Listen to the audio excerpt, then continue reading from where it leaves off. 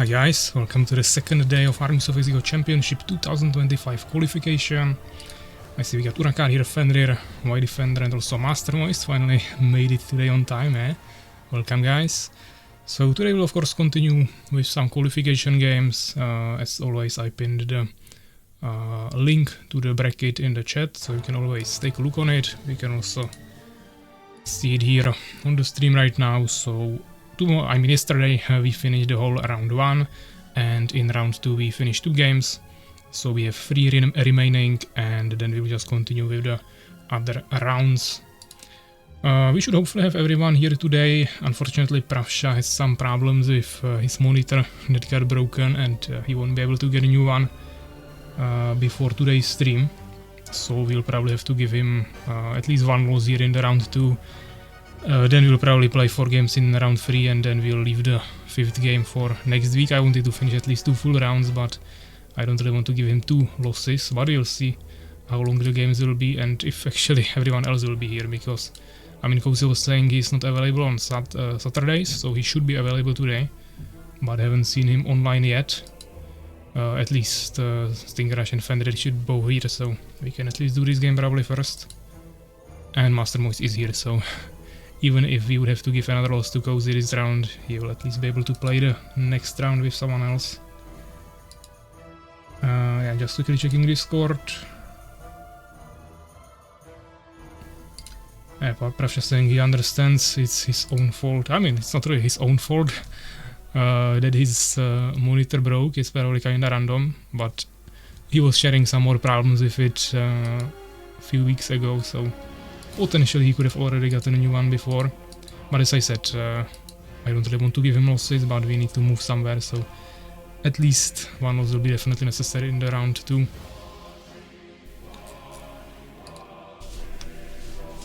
Will I get a free win? Yeah, you are with Pravsha, so you will probably get 1 free win here. I will be here soon because I only have 2 hours. Need to have Sunday lunch with my family. Okay. So Master Moist also needs to go soon.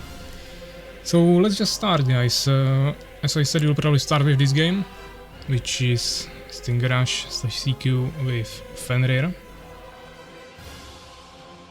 I don't see CQ now online on Discord, but he was asking about his game already in the evening, I mean in the morning, so hopefully he is here. I will rather ping him on Discord.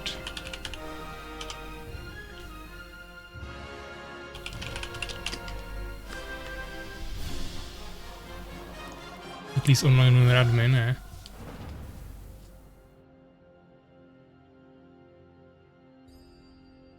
KaerbEmEvig is also saying he's here.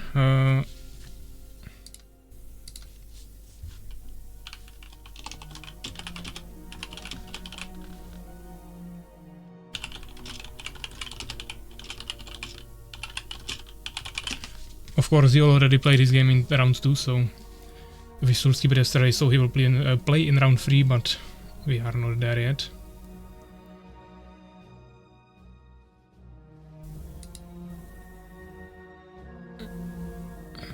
Okay, I mean, CQ is not responding, then I will ask Cozy.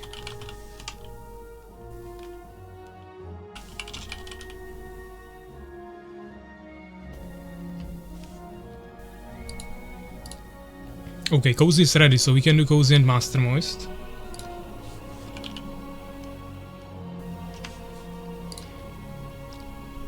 So Master Moist will have a chance right away. Click me away from Arc Raider, that's a tough task. Okay. So, yesterday we picked already the maps. This should be game number 9, Cozy against Master Moist, and that should be on Frost Bridge, so let's host that.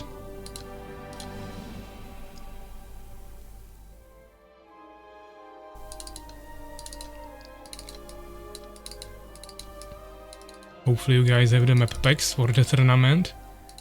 If not, then go get them in the registration channel.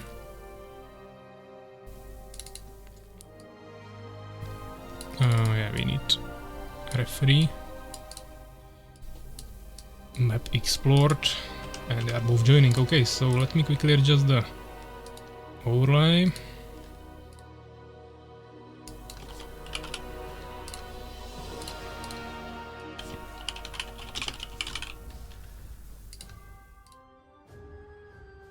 we will also prepare a nice prediction as always.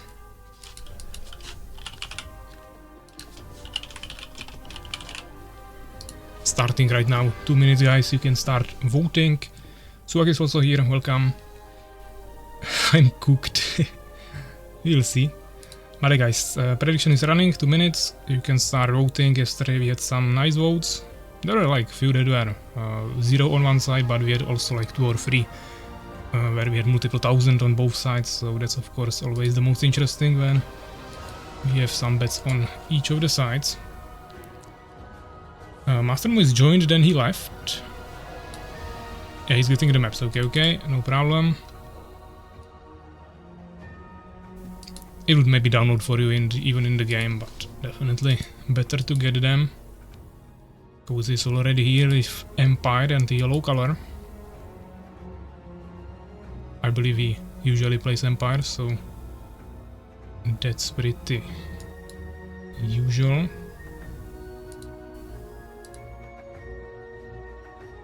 And we have first prediction, 1000 Northern coins on the side of Cozy.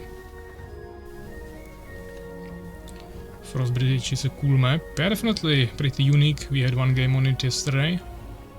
KaerbEmEvig against Soulskeeper, I believe. Or not Soulskeeper, White Defender, I believe. I think so. Never played this map, so should be interesting. Yeah, 30 seconds remaining guys on the prediction. Still 1000 on the side of Cozy. For now, nothing on the side of Master Moist. Let me know if you need a rehost. Nice, you are still not in the lobby.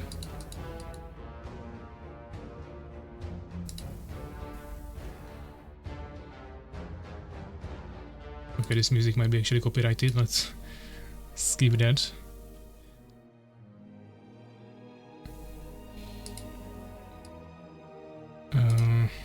Okay, prediction ended, just 1000 on the side of Cozy. No votes on the other side. Still downloading. Don't know why it's taking so long. I mean, yeah, that's definitely weird. It's only like not even 9 megabytes.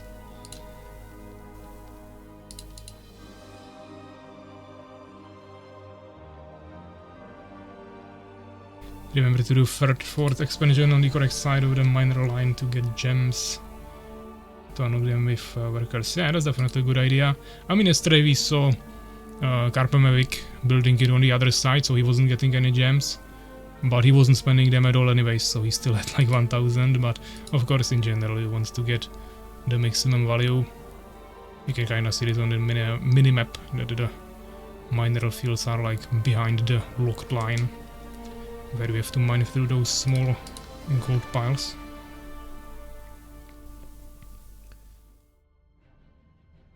So yeah, we are still waiting for Master Moist. Not sure what's the downloading process there. But hopefully he will be able to join soon. I mean, even if you are downloading it, you can try to just join. Maybe it will load for you in game. And then you can get the whole pack for future matchups.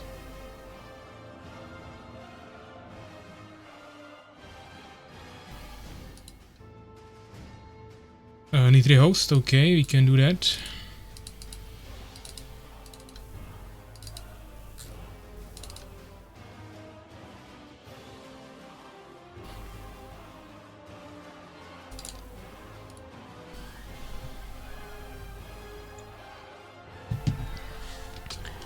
And let's ready check. Stop the music and let's go. Assuming no one wants to see Empire vs Empire. We haven't seen that yet. We saw lots of Empire against Beast. Definitely the matchup we saw the most. We saw only like 2 Fallen games and I don't think any mirrors. So yeah, good luck, have fun, and let's start it. Empire mirror on Frost Bridge. First game of the second day, one of the last games in the second round of the qualification, and we have a matchup between Master Moist and Cozy. I guess he has a new net provider and his name is Wired Network. Looks like Urakaar is already here. I don't think that was 50 minutes, but maybe he didn't start recording his games yet. But yeah, we are in the game. We got Master Moist here on the top side of the map with the Red Empire.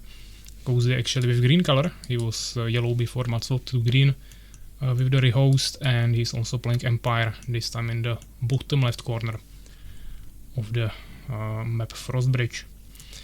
So yeah, a 3-player map, I would say pretty open, lots of fighting area here. That is kind of the bridges, that's why it's Frostbridge in the middle. Nice tree in the center.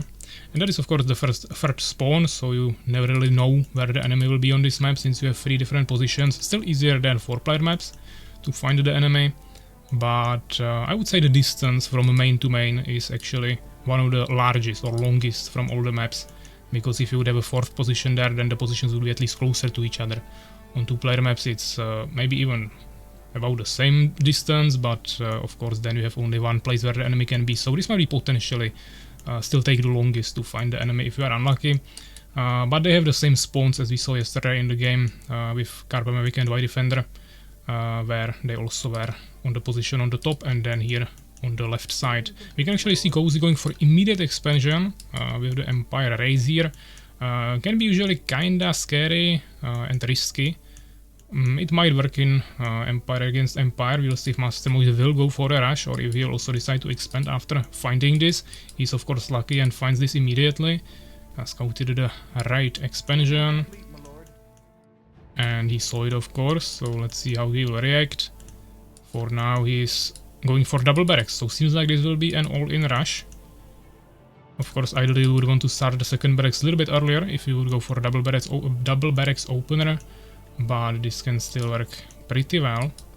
Cozy didn't even start his barracks yet, he has the resources for it already. He delayed it a little bit, probably was waiting for some perfect position. Looks like he's trying to create a whole wall here, using also the town hall, which will definitely make it really protected here in the back. But his worker line here on the expansion will be a little bit more vulnerable to some harassment, so you'll see if he'll maybe place a tower here or all the way behind the town hall. Doesn't seem like Master Moise wants to even harass here with the peasant. For now he's just running around trying to scout a little bit. Building complete, my lord. I haven't left yet because my camera stand has broken off. Need to repair it first. Okay. Cozy building second barracks here immediately. I mean, he started his barracks pretty late. Now he's also getting slowed down. There is a swordsman. I think he will now have to bring a lot of peasants from his main base to hopefully repel this, but there is already second swordsman. He didn't even finish his barracks yet. He needs to definitely start the tower immediately here. And of course swordsman production, but I don't know how he wants to hold this. He lost a peasant. He's starting third barracks. I'm really not sure what's the strategy. It seems like he wants to create a full wall so no more swordsmen can get in. Unfortunately for him, 2 of them are already there, so that's not really gonna work. Master Moise is even supporting this pressure with scout tower here. Now Cozy is bringing more peasants, but he has only 1 swordsman fighting against 3 now. And his peasants definitely won't be enough to deal with this. I think he's actually dead. He went ultra risky play and like ultra late barracks. He finished the whole farm before he even started his barracks, and there was just absolutely nothing to actually protect this. I think all of these peasants have absolutely no chance against so many swordsmen. And now there is also the tower that he needs to deal with, and more swordsmen are just constantly coming. He's on third of the population. Basically no resources. And a beast, yeah, looks like it. Someone is gonna lose 1000 Northern coins. But no one voted on the other side, so actually no one is gonna get them. And Cozy calls it GG. So yeah, nice win for Master Moise. Definitely well played, I would say a little bit unexpected. But yeah, 19 kills to 2. I so fucking hate rushes. I mean, this was like the most obvious rush. Cozy played the most risky play he could play. It didn't really make any sense, but Master Moise took advantage of it, so that was a really clean win. So well played. We can see the resources here as well. And we already see StingerRush on Discord that he's ready, so he's getting a coffee, but he should be ready to play soon. Do I play with Master Moist? Seco is here. You will play with Fenrir. Right the next game. I just need to do some things here with the bracket. So 1-0 for Master Moist. Well played. And unfortunately he got one loss automatically yesterday, but he's still 1-1 for now. Dirty win, I don't think it should count. I mean, he messed up with that fast expansion, so there wasn't anything dirty, I would say. And yeah, we'll go for StingerRush against Fenrir. Let me turn off Battle.net because Urakaar is spamming games here. Okay, so that should be game number 7, StingerRush against Fenrir. And it's gonna be played on Ohana. So let's start it. Multiplayer.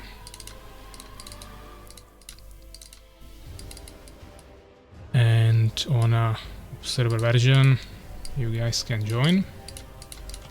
We might see first Fallen Mirror with double StingerRush, but that's just a guess because of the name of one player and the strategies we know from the other player.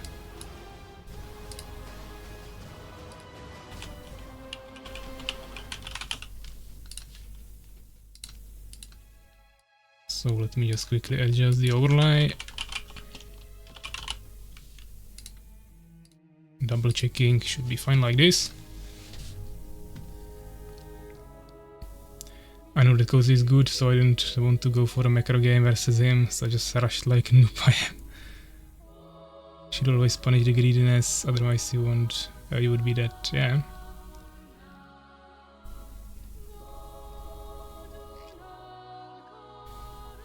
Okay, let's quickly do a prediction as well. Previous game, Master Moist won that, and new prediction is gonna be StingerRush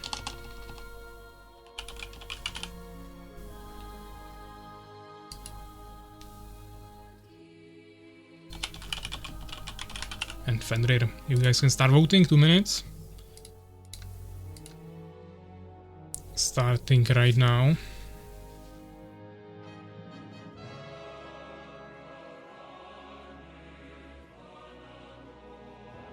Both players are already in the game, both are going indeed for a Fallen race. So first Fallen Mirror, third Fallen game.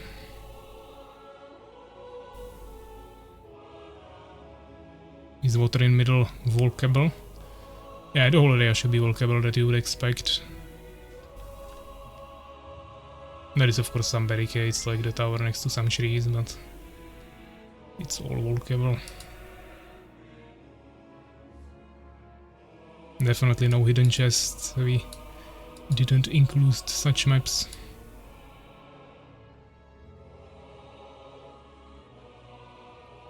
Yeah, there is vision towers, but that's not really anything too bad. So yeah, Fenrir getting first prediction there with 1000 Norrøn coins. Or I mean not Fenrir probably, but someone on him. And we don't have any predictions for StingerRush yet, but you still have 45 seconds remaining, guys. About to see some cinema, guys, so you'll see. It looks like Master Moist was the one here with the 1000 Norrøn coins prediction. Actually, we have 2 people voting for StingerRush, but with 0 Norrøn coins, so not sure what's happening there.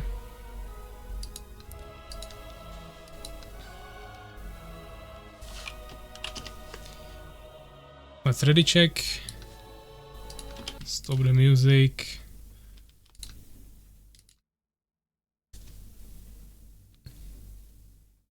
Okay, Fenrir, time to leave the stream. You can confirm you are ready and we can start. Okay, good luck, have fun. Oh my god, where is this guy?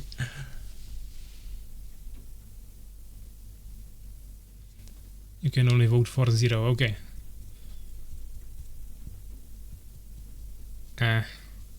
I mean, it's really bad that you guys can't vote from Poland when most of you are from there. But as I said, maybe some VPN could fix it. I don't know if anyone already tried it. So yeah, we are in game. We got StingerRush here.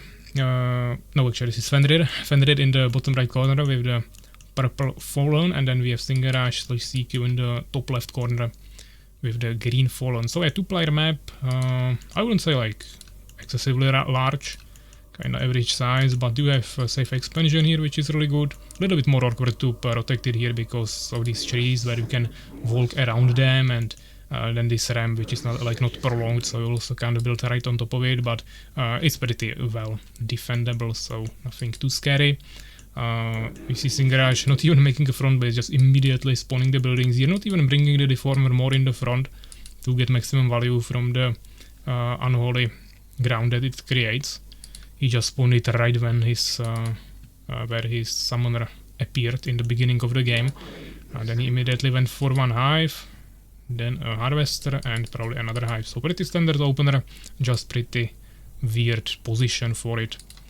Fenrir on the other hand went for a front base, so he's well prepared for an expansion later on. Way better prepared, I would say. Outside of that, they are both just spamming harvesters. Even though I can see only 5 harvesters here. Now the 6th one went out, but Fenrir is a little bit more ahead. As you can see, it's already on like 50% production progress of the summoner. StingerRush is like 20% behind, so a little bit less efficient. But already starting his third hive.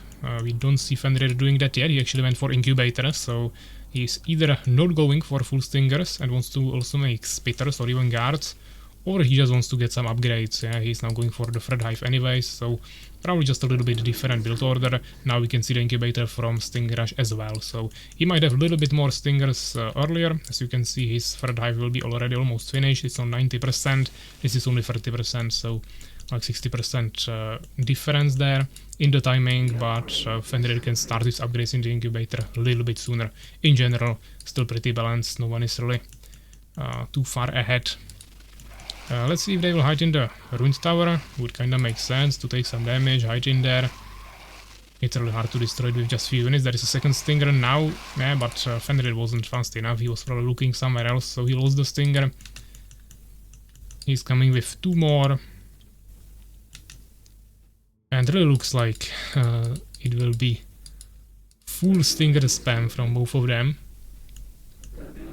So that might be kinda interesting. One stinger got into the base of Fenrir, but did absolutely nothing. So now we have 1 loss on both sides. There is actually 1 more stinger dead here. I'm not sure whose that was, but most likely also stinger of StingerRush.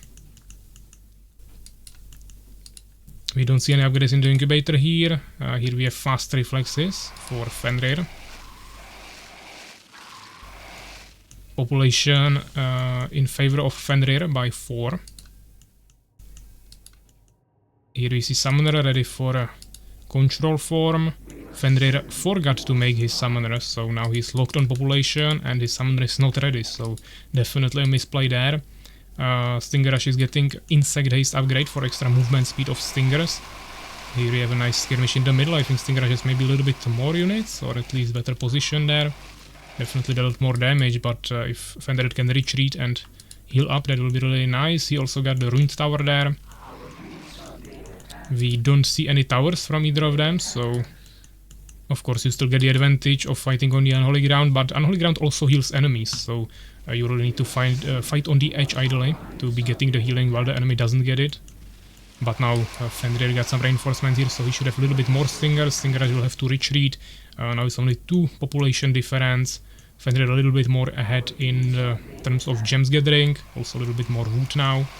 He also finally fixed the population lock, so we can start producing quickly again. It's only 17 seconds to produce a stinger, so they are getting their units really quickly. StingerRush is now getting there some free hits, doing some nice damage to Fenrir, but Fenrir has more stingers, so that's still kinda scary. But Fenrir now has that 1 extra damage upgrade, so you have to kinda account his army 10% stronger. Which means every 10 stingers he has basically 1 extra in terms of damage.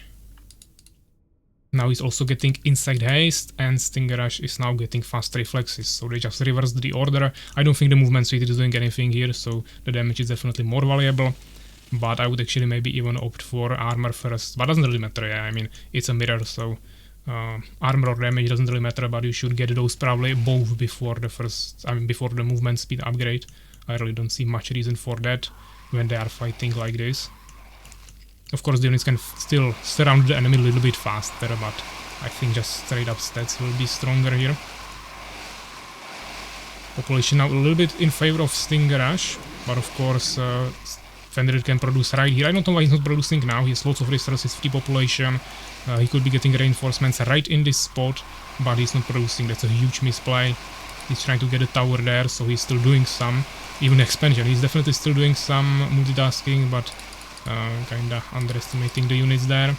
Maybe he was really trying to save for the Dark Fortress, but I think the units are now a little bit more important here.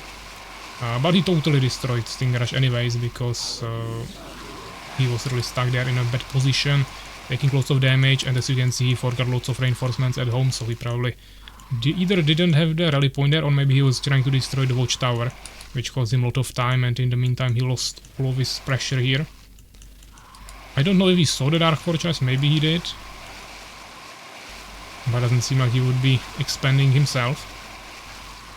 We have 4 population difference now in the favor of Fenrir, who also has 1 watchtower here. StingerRush going for Hollow Whispers. Okay, he got Soul Trap and seems like he wants to maybe go for Freeze. But Fenrir is also getting Soul Trap now. They both have 1 watchtower. No upgrades in Incubator happening now on either of the sides. And they both have 1 damage upgrade and the movement speed upgrade from Insect Haste. 1 Harvester on gems for both of them, 1 Harvester on wood for both of them, and 5 on gold. So exactly the same income. They could definitely still boost it a little bit more, but looks like they will be staying with this. But of course, Fenrir is getting the expansion while also pushing, so that seems really greedy, I would say even, but he is ahead, so he can probably afford it. This is a really bad position for control form, so he might even lose it. He definitely needs to stay a little bit more offensive now. But Fenrir also leaving some reinforcements at home now, so StingerRush, if he'll be producing, he can definitely easily repel this. Even though he doesn't have a tower. I don't know if this got scouted, maybe. But we see actually Valkyrie so Fenrir, so maybe he's swapping to air. Then even Void Walkers won't help StingerRush against the guards. But he can of course also start making some spitters. He is literally asking if freeze works on buildings, just giving away his strategy. That wasn't too smart, but okay. Of course you can't freeze buildings, that would be pretty random, but asking during a tournament in everyone's chat if freeze works on something, that's pretty weird strategy. He now also lost lots of units, it's a 9 population difference. But Fenrir lost his tower there. We got a Void Walker here. But it doesn't seem like Fenrir will be reacting to it in any way. He's not utilizing the Valkyrie for anything yet. Now he's getting Metamorphosis, but we don't see any guards, and we don't see Hollow Whispers from Fenrir as a counter to the Void Walkers. So seems like he just wants to go pure stingers and kill the enemy even through freeze with just that. 1 Void Walker is already here, full mana. I don't know if he already got the freeze upgrade. Maybe yes. But he's still 20 population behind, so he gotta start do something. 1 Harvester in production. He's now playing 1 versus 2 bases. 1 tower here.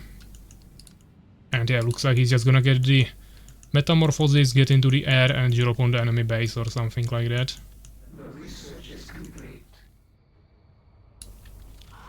Destroying the ruined tower first, so he's not completely exposed. Even the Dimension Gate. Okay, StingerRush definitely over-investing into a lot of different tech without any economy, so it's kinda missing a win condition here.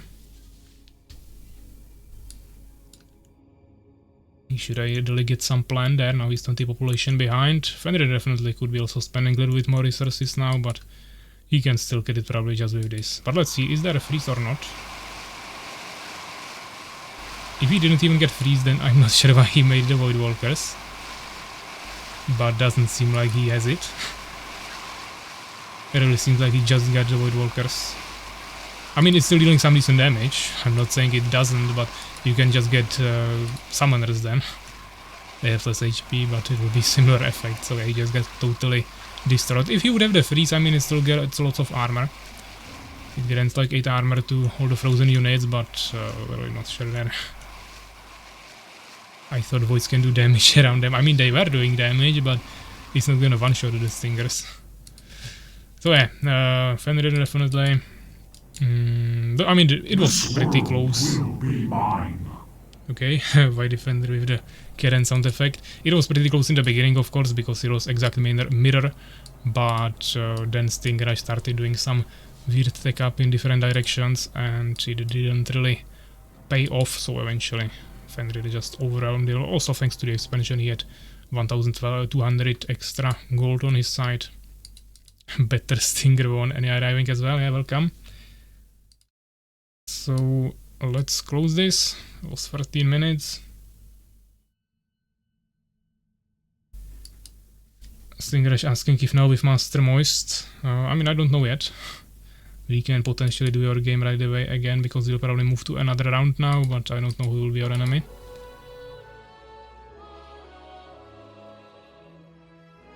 So let's get here. StingerRush and Fenrir. 1-0 for Fenrir. And Fenrir also got a win in the first round because he wasn't here, so Fenrir actually 2-0 for now, maintaining the same score as Suwak. Isn't updated here yet, but it probably means he will face him in the next round. And here we have the last game. Unfortunately, Pravsha cannot play today, but we need to move forward, so I'm forced here to give him a loss, and it's a win for Y Defender.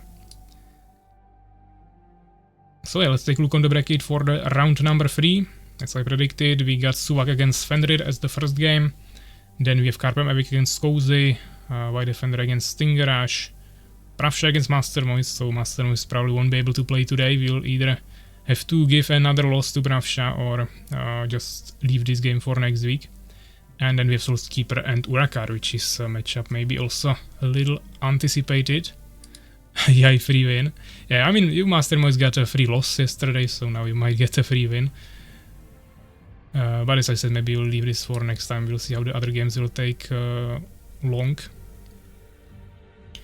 Yeah, I mean, Pravsha maybe is even here somewhere, but he doesn't have monitor, so he would have to be watching from like a phone and definitely cannot play. Fenrir, you're cooked. Okay, so let's see. We can start with any game we want, guys, but first we need to pick maps anyways, so let's start with that. As usually, I will have to first write down the games here. So probably no more games for me today then. I mean, if you are leaving in 2 hours then, or an hour and a half now, then most likely not. We could potentially give you a win here and go to the round number 4. But we first need to at least finish 4 games, so I don't know how long it will take. It's possible that you might have a game today, but definitely not certain. So we have game number 11, Suwak versus Fenrir. Oh yeah, let me quickly prepare this.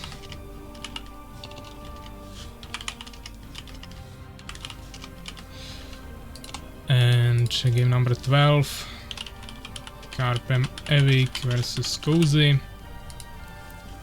Then we have 13, Y Defender versus StingerRush. Pravsha versus Master Moist. And lastly, Souls versus Urakaar. Actually, Soulkeeper was saying he might come a little bit later, but Urakaar is recording some videos anyways, so we can probably deal with that.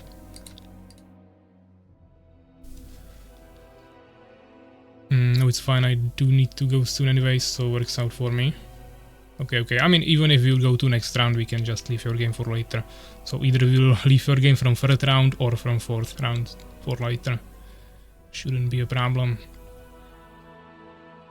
I only won since it was Stinger Mirror, and Stinger Micro is my specialty. Maybe Kubri versus CQ outmatches me, but should be about 45-55. In that case, good luck, have fun guys, I'll be lurking in chat. Okay, thanks for playing, Master Moist. I don't think you won because of Stinger Micro. Okay, so now let's pick the maps. So game number 11, Suwak against Fenrir. Let's refresh this, 1 to 16. Generate number 2, Eclipse, we didn't have that yet, nice. KaerbEmEvig against Cozy, number 7, Terraform. White Defender against StingerRush, number 10, Elven Forest, also first time. Rapture against Master Moist might not happen, but it would be Secret Chambers. And Soulskeeper against Urakaar, number 15, Redwood Towers. Urakaar was saying how he doesn't like this map, but he said that about 90% of the maps, so he will have to deal with it. Stinger Micro was part of it, but yeah, mostly because he went for Voids. Yeah, I mean, if he would get Freeze, he would still have a chance, but he already was pretty behind in population. What do we have here? Yeah, just some messages on Discord, okay. So we can start with whatever you want, guys. We can go... Where is the bracket? We can go Cozy KaerbEmEvig, or White Defender StingerRush, or even Suwak Fenrir. Siku is saying he can play, okay, let's do that. So White Defender and StingerRush. That should be game number 13. And that is Elven Forest. So let's do that. White Defender against StingerRush.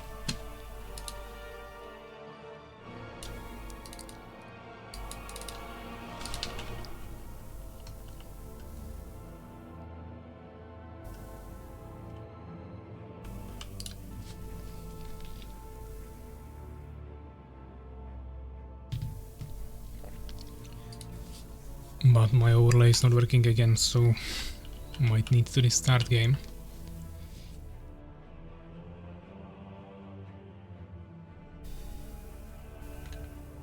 Okay, I'll just quickly restart the game.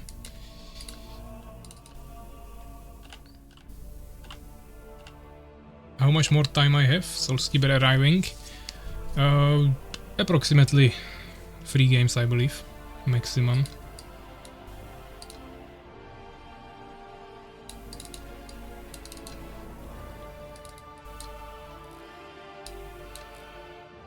So yeah, Elven Forest, you guys can join.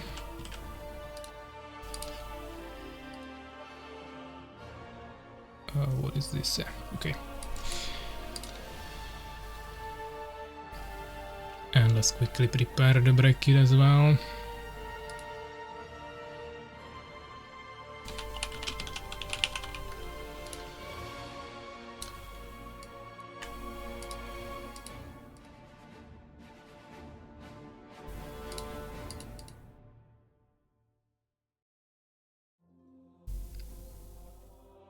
And also prediction.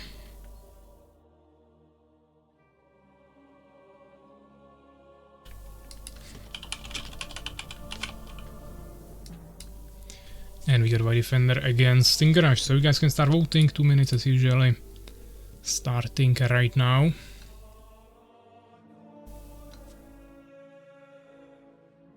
Ask your doctor, he'll tell you. Why not here? 10 minutes break then.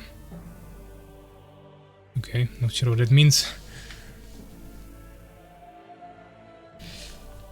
Yeah, so 17 of you already here. I think that's more than we had yesterday, so welcome everyone, guys. StingerRush is already in the lobby, so we are just waiting for White Defender to also join. Hopefully he's here. Yeah, he's already in the lobby.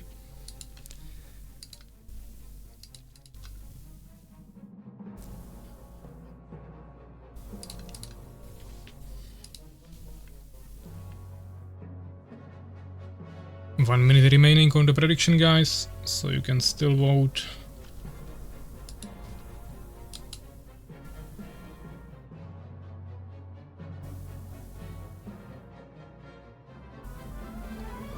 And looks like we will have a matchup between Fallen and Empire, so we had that yesterday, I believe, 2 times.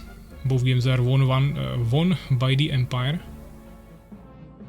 The only time Fallen won was in a Fallen mirror, so that's not too optimistic. We haven't seen any Fallen against the Beast yet. But I think the only one playing... Actually, we had multiple people playing Beast.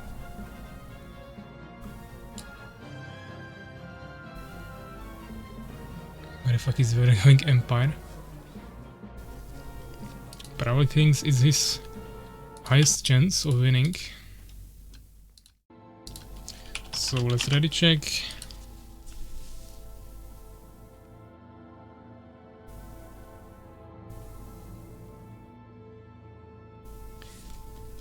Okay, they're both ready. Good luck, have fun, let's start it. Fallen against Empire, Elven Forest. First game of the first round, I believe. StingerRush against White Defender. Let's see.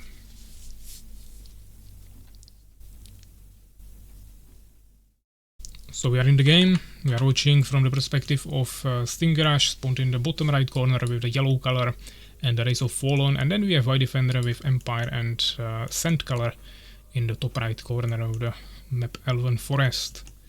So pretty similar colors. Hopefully it will be clear, but they have at least different race, so shouldn't be that big of a problem.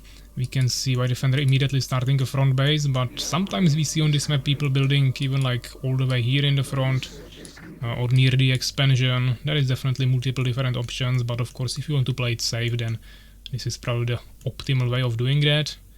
Of course StingerRush is playing Fallen, so he could potentially do a fast expansion here, and seems like it might be the case. He might still place a Deformer here, but he's waiting for resources, so this really seems like immediate Dark Fortress.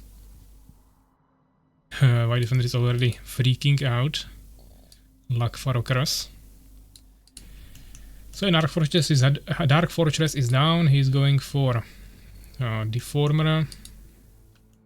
He's on 10 population. Oh, Macrozerg with a resubscription. Welcome to the stream and thank you for the subscription, man.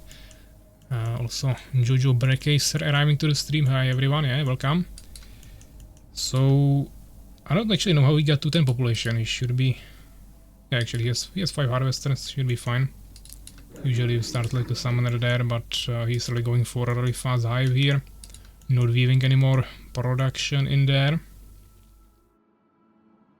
And here we see White Defender going really defensively. No scouting yet on this side. He's just bringing peasants to the other side of the map.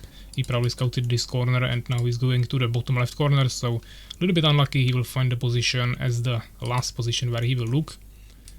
And he's playing really defensively and making a tower here.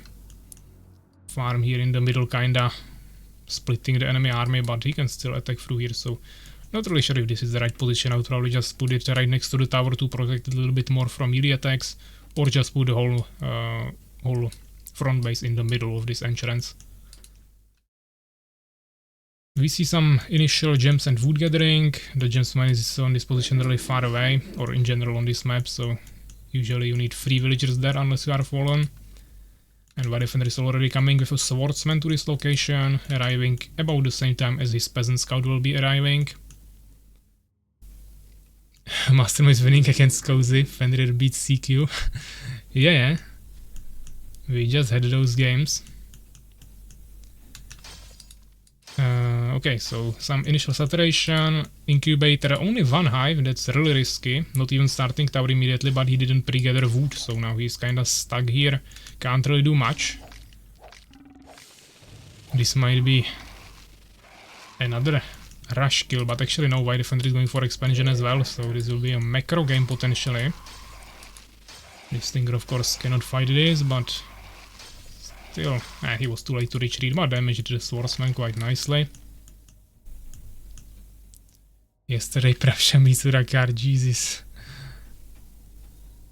Yeah, we have some unexpected results, definitely. I was looking for gem mine. Yeah, even on the expansions, the gems mines are kinda far away. But you could maybe pull it off here with just 2 villagers. He's getting grasp. So he will definitely have some early protection. Definitely a really powerful move to do against Empire, as except knights or like catapults and flying units, you can grasp basically anything. Against Goblin Riders or Spitters is of course pretty useless. And seems like StingerRush will maybe go for a third base immediately. I don't think he did any scouting yet, but probably kinda guessed that enemy went for an expansion as well. But he doesn't have any wood, he's really struggling with the wood here. In general, bringing 3 harvesters there now, but now he doesn't have population, which also costs wood of course to get the summoner. So I would probably just put control form here, produce a villager before I gather the wood, and then remove it and build the expansion. Just to make it a little bit more efficient, but seems like he will be going really slowly here. Still no tower, playing it really risky with just 1 hive, completely ignoring any potential of any more pressure. To be honest, I mean, he has the grasp, so he's kinda safe that way, but outside of that, he really doesn't have any protection there against potential push. He just made 1 spitter for maybe some harassment or just to scare the enemy away and keep him in his base. He's sitting on 600 gold now, that's definitely a lot. He should start to see some stinger production here, but he's making another spitter. Now he has finally wood for another hive potentially. Or at least more harvesters. And he's going for soul trap actually, so maybe it will be some fast tech with a lot of macro here.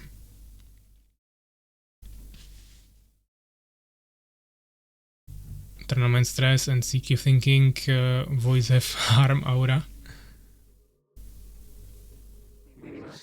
They do close to summoners, but not enough. Yeah, I mean he dealt some damage there, but if you get a freeze in that game, I think it will be way more valuable. It's just not enough to kill the army of stingers.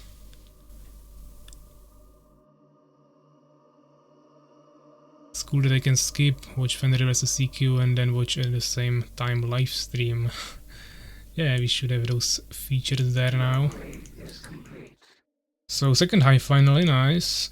He's getting faster reflexes, 1 extra damage. And White Defender actually also making a third base. I'm not even sure if he scouted this, but they are both playing ultra greedy. There is a spitter. The tower probably won't finish. I will just finish it with this peasant now. He will do that, nice. Bringing swordsman. I don't think he has trailblazing, but I don't think the spitters have improved metabolism yet. Or maybe they have actually. Spitter seems kinda fast here. There is a tower, nice, another one. So once there is an upgraded tower, 1 spitter cannot do anything there. Yeah, he would need to bring like 5 or something to be able to take it down safely. Temple is here as well.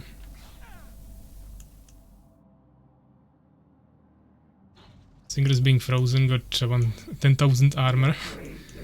They got 8 armor, yeah, it's definitely, of course, limiting the option of killing them fast. But it was just fight of lots of stingers against lots of stingers, so he could just freeze half of them, kill the rest that doesn't have any armor by surrounding them and just dealing more damage at that time and then finishing the rest. And even if he would freeze all of them, they would be taking damage really slow, but he would still be dealing some damage to them while taking 0, so it would definitely just be better value than having 2 Void Walkers there with no spells.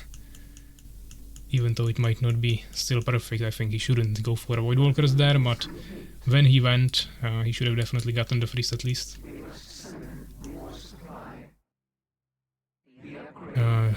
Greetings, Champion 2025. Okay, so 3 bases against 3. Finally some nice macro game. Let's see if they can saturate it and actually get some. But as you can see, StingerRush is like 12 population ahead, and he also has way more gold. Gems are kinda even. Fallen still struggling with the wood a little bit. Here he got a Vengeance Hall, getting some Nightmares. 2 more hives, so 5 in total. Also Wild Cocoon.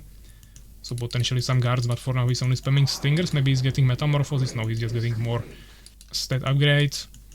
This is definitely enough units to take down the tower. Stingers get less damage from pikes, so that doesn't really help you against Watchtower, but against these pikemen that might be kinda nice tank.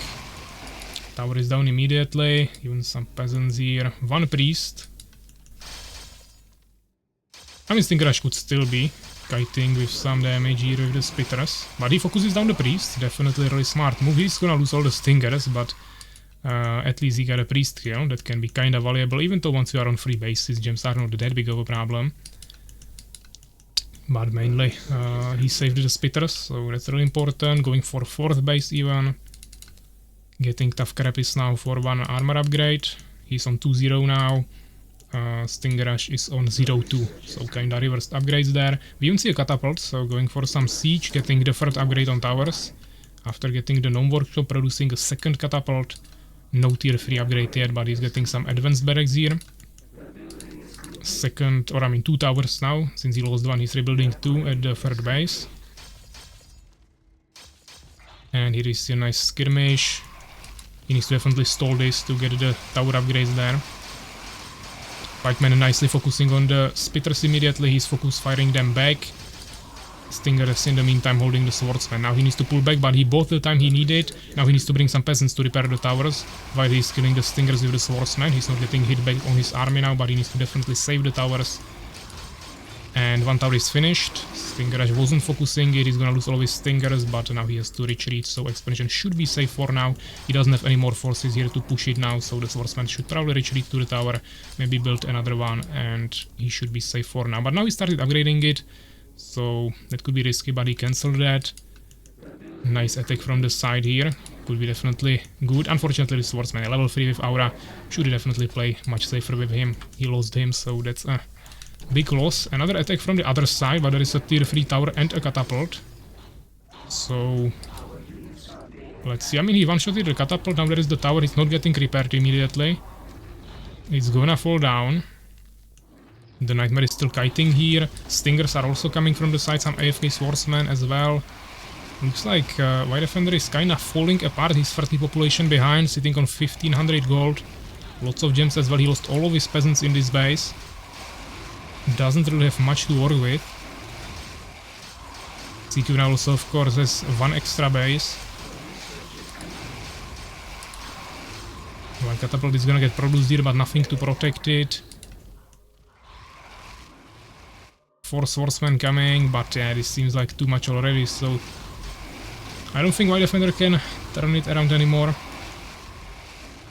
CQ huge base with like 7 hives there. Also Chamber of the Avengers already, so he would be able to break through towers really easily soon.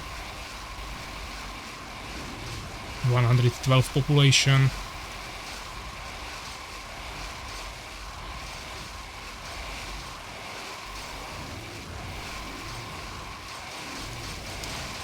And yeah, I mean that's a solid army of millionaires, but there is also some spitters coming now, so won't work anymore.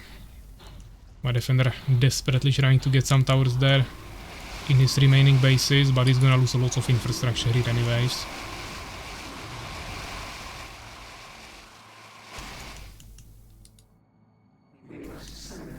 Stayed on the tier 2 for now.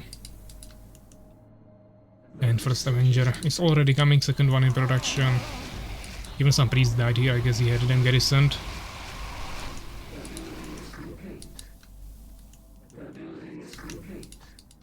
Push is happening here already, there is only 1 tower, so that's not gonna do much. I mean, it's AoE tower still, so it's burning down the stingers a little bit, but not enough from 1 tower to actually kill them, and there is still the spitters.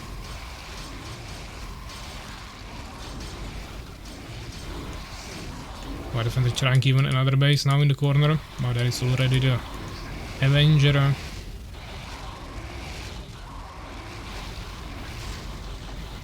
StingerRush on 140 population currently. Some units went in here, but of course 4 towers are already too much to just run into with some small groups of units.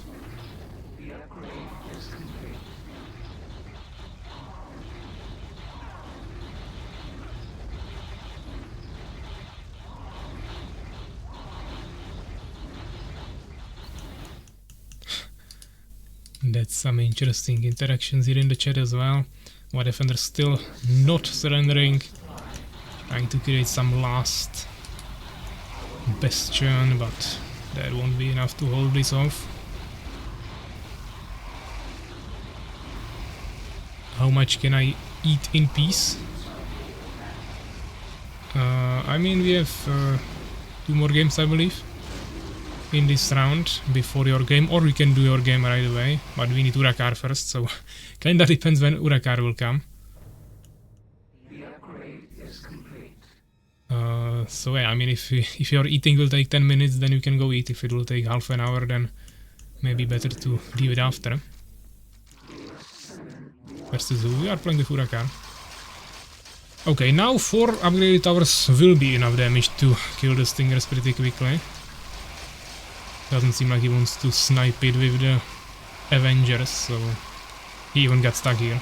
He needs to move forward, of course. So yeah, the Stingers will probably mostly fall here. But yeah, my defender is dead anyways.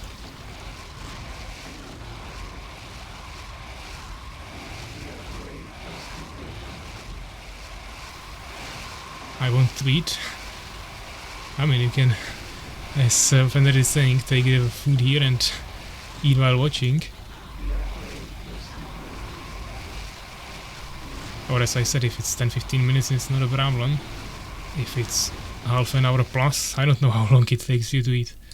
Or if you need to cook anything even before eating, then that would be a bit problematic. So yeah, my defender finally scouted here. Infinite bases. Yeah, I'm in decent base here from fallen full population actually. Eventually. Okay, GG's. That's a win for StingerRush. 86 to 74 kills, so kinda balanced, but StingerRush definitely produced way more units. Also a few more upgrades and definitely like double resources, yeah. So let's take a look on the bracket. This was this game. Win for StingerRush. That's actually his second win. And White Defender should be sitting on 2 wins as well. So they are balanced even after this round. And now we can maybe do KaerbEmEvig and Cozy.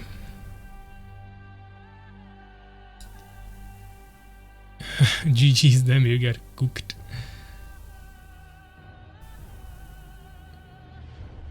KaerbEmEvig was saying he needs to finish his breakfast. I don't know if he already finished. If yes, we can do his game. And then we can do Suwak and Fenrir. If not, we will just swap the games.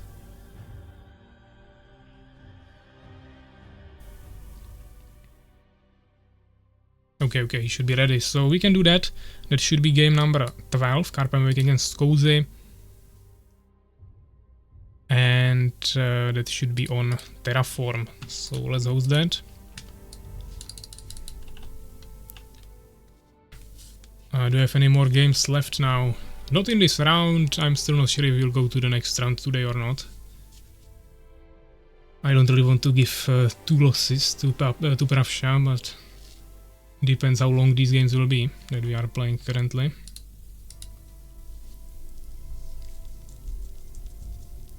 So you play like 1000 games in preparation, Fallen versus Beast with Suwak. Okay, I mean the overlay is not working again, guys, so again I restart.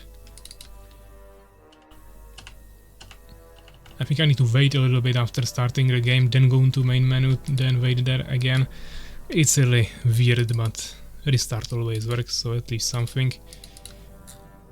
And as I said, it was Terraform. So you guys can join Cozy and KaerbEmEvig.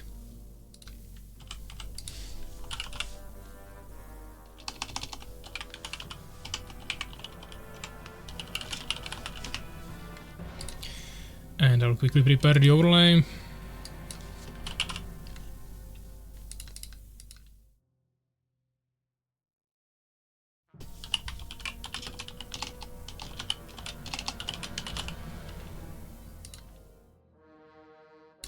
prediction as well. Last time no one voted, but we can still make some predictions.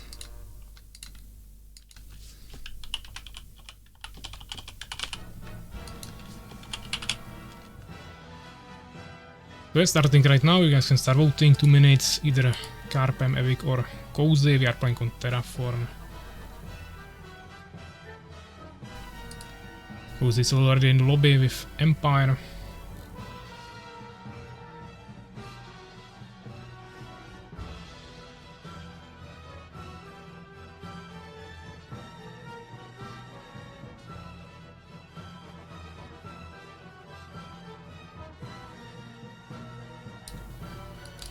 And you have already both of them here.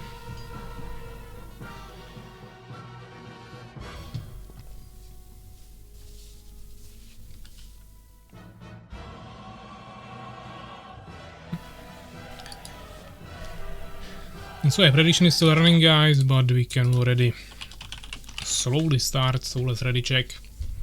Looks like we'll have another Empire against Fallen game. Yesterday almost no Fallen games, this time we are definitely catching up quickly.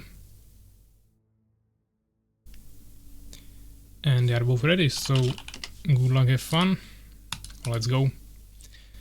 Cozy Empire against KaerbEmEvig Fallen on the map Terraform. Second game of the third round of Qualification.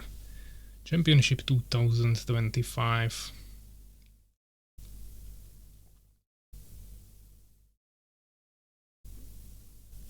And we are already in game, so we are watching from the perspective of Cozy, who spawned in the top left corner with the yellow color and the Race of Empire, against KaerbEmEvig with the Fallen and purple color in the bottom right corner.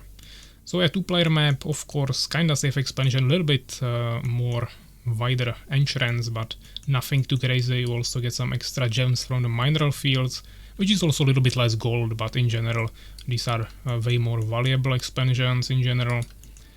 And KaerbEmEvig is starting with not even a front base really, just a reformer here in his base to really quickly get to some hives and start creating some pressure. We'll see if Cozy will learn from his mistake that costed him the previous game, where he fast expanded against Master Moist and got rushed. Of course there was a 3-player map, so there was potentially still some chance to pull it off, but on a 2-player map it would be really suicidal, so let's see if he will still go for that. He seems like he's definitely saving some resources, so might be the case. I think if he fast expands here he is just dead, because this will be definitely some really early pressure from KaerbEmEvig. I'm expecting him to go mostly for spitters, but he will probably make some stingers really quickly. And actually seems like Cozy is not going for expansion, he is going for kinda late front base, but building everything at once, starting with double barracks into a farm. It should probably still be kinda in time to not be stuck on production with the peasants. And he of course still continues producing as many villagers as he can, same as KaerbEmEvig, who is now making his second summoner, getting scouted now by Cozy and his peasant. And he positioned himself kinda here for maybe third hive or something, but then he just went straight up for control form. So nothing happening there, we don't see incubator either. Just 2 stingers producing 2 more now. Starting some wood gathering as well, but not really making any more infrastructure currently. Just spamming stingers from 2 hives, which of course doesn't have much chance against swordsman's weapon from 2 barracks. Also tower now happening for Cozy, so he's definitely trying to get to the expansion as soon as possible, while KaerbEmEvig will have it definitely way more difficult. He has really small production to actually rush anything, and he doesn't have any preparation for an expansion with a front base in front of it, so I don't really see what is his win condition here, but looks like he's gonna go for the third hive anyways. But before he can get any value from it, there will already be a finished tower, so I don't know how he wants to push this. Of course this is really nicely harassable farm, with spitters here from below, so definitely a weak point of this defense. Once it's destroyed, maybe you can squeeze through with some units through this and get in here, but Cozy might also build a second tower here later, and then it will be totally unbreachable, so We'll see what will be the actual strategy. Of course, KaerbEmEvig is now ahead by 8 population, because Cozy is really investing a lot into the defensive structures. Building complete, my lord. Getting also tier 2 really quickly, but it's gonna get scouted by KaerbEmEvig's Stinger. You can see the construction here on the upgrade of the town hall. Also blacksmith now.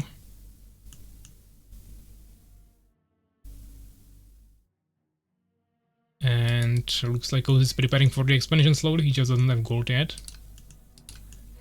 In the meanwhile, we see KaerbEmEvig just spamming Stingers from 3 hives, getting the incubator finally as well, but no expansion. Cozy is still only 1 tower, but his Stinger of KaerbEmEvig is still running around the base of Cozy, so he definitely now sees the tier 2. Maybe also saw the blacksmith, and now he's heading towards the expansion here, so he will probably scout it. And he doesn't have too many options of what to do now. He will just have to take his Stingers and try to rush this. Complete, my lord.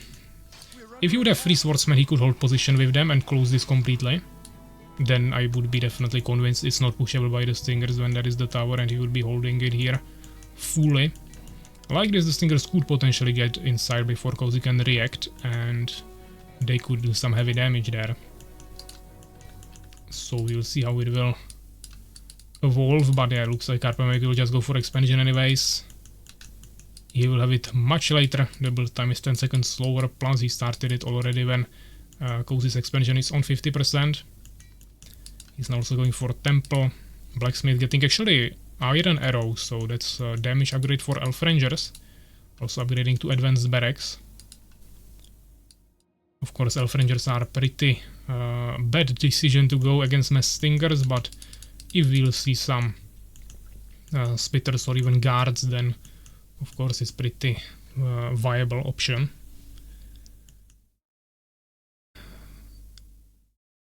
I will go mass Borons then and surprise you with the mass heavy of them. That's an old build from Cozy. Okay. So Valkakun we see here from KaerbEmEvig, so we shall see either guards or flying Stingers. He didn't make any spitters, so he made lots of Stingers, so potentially he could go for metamorphosis, but I think guards could also be an option here. But Cozy is definitely preparing for that. He has the elf rangers there, he has that 1 damage upgrade for them.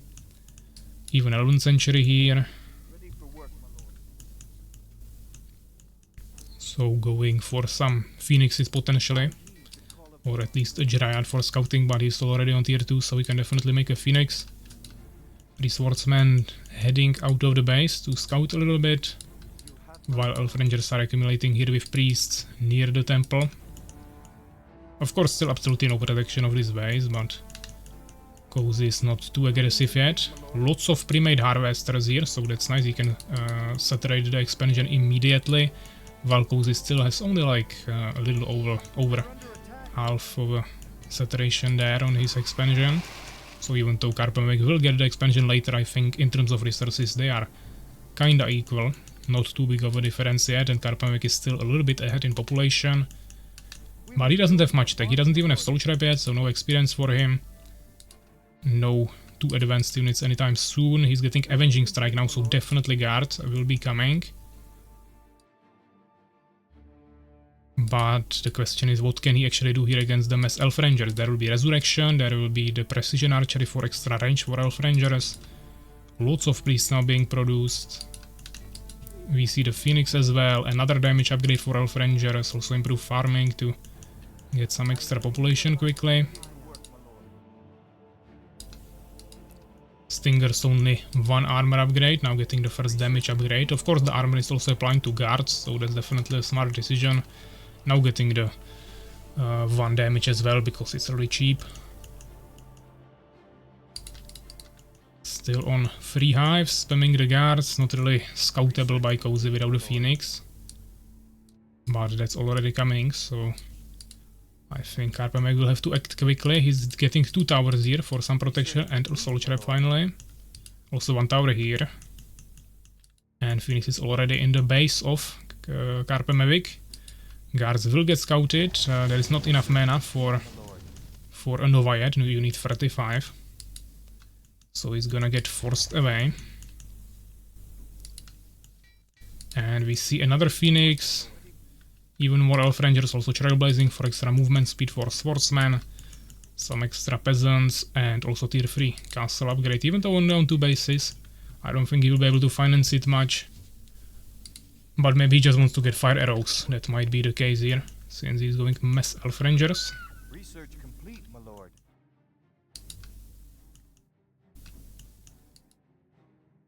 And this might be a nice push. Of course, he still needs to deal with the Stingers, and as I said, Elf Rangers are not the best against that. Plus, he still needs to deal with guards as well, but... Actually, we can see already the guards getting into the base of Cozy. Even though he has counter, he's at all not in the position to actually protect against this. So we'll see if he will decide to retreat now to protect his base, or if he will rather go for a push, because he definitely now has an army to kill this. When half of the army of KaerbEmEvig is not even there. He's also now ahead in population a little bit, both players sitting on decent amount of resources. KaerbEmEvig a little bit more, but if he pulls back to the 2 towers, he might actually be able to repel this, but if he loses too many units here in the fight, it will be bad. The guards, of course, are winning there. Yeah, of course, Resurrection is gonna turn this around probably. Also, he wasn't able to really get to the priests. All of his Stingers kinda fell, but the 2 towers still might be enough. Especially if he will also lose his Harvesters, not lose, use, and also potentially produce more units during the fight. Also, Cozy is hitting the Dark Fortress for some reason. That's like terrible target, of course. He should definitely one-shot the towers first. Some more Spitters being produced here. The guards eventually were repelled, but Cozy lost lots of villagers on the main base. Even though there's a little bit of an oversaturation on the expansion, so we can resaturate probably. And I mean, kinda even trade. They are both around 70 population, similar resources. KaerbEmEvig a little bit more gems, Cozy a little bit more wood, kinda similar gold. You can see, yeah, the resaturation was really fast. He probably didn't lose that many, he just pulled them to the expansion, so yeah, he needs to remake a little bit, I mean, like few villagers there, but in general, he shouldn't lose too much income, and now he actually got to 20 population advantage. Both players still only on 2 bases, no one decided to expand behind this push. I think Cozy definitely potentially could, but there is still the guards roaming around here, so would be still kinda risky. He's going for this base, but there is already Phoenixes ready with full mana, so they can quickly take care of this. I'm gonna hunt them before they can even start any harassment here. And I mean, after he saw what all Cozy has, he should definitely swap away from any guards, which he's kinda doing for now. He's going for mass Spitters, and he's gonna combine them with some Vengeance Hall units. Of course, ideally he should be making Avengers here, because those take really low damage from Pierce, which is the damage type of Elf Rangers. Unfortunately, you can't really finance that from just 2 bases, so I think we might see some nightmares with Matriarchs. He's getting Sorosharan as well. And I would actually probably stop the Spitters now. Just spam more Stingers, add some Nightmares there for shields, and then combine it potentially with some Matriarchs and try a timing push, probably the best shot here. Or he can try some pressure with the Spitters while expanding behind it. Could also definitely work. He may be a little over-invested here on the towers. He's struggling with wood a little bit, but in general he can still probably maintain some production. He's making a 5th hive. That's definitely quite a lot. Made only 2 Nightmares. No more production in the Vengeance Halls yet, but he's making a 3rd one. I mean, he's making 8 production buildings on 2 bases. That's just absolute overkill. I think we saw this from him yesterday as well as Beast. He just won't be really able to maintain production here. I mean, if he starts making only Stingers and maybe Matriarchs, then he'll probably have enough gold for it, but he will quickly run out of gems. And outside of that, he definitely should be starting the 3rd base as soon as possible. Cozy finishing his 3rd base now. Of course, a little bit more dangerous position, because you can get harassed here from behind, but at the same time, you are getting even more gems, which is really valuable for Empire. As you can see, already got 2 mages here.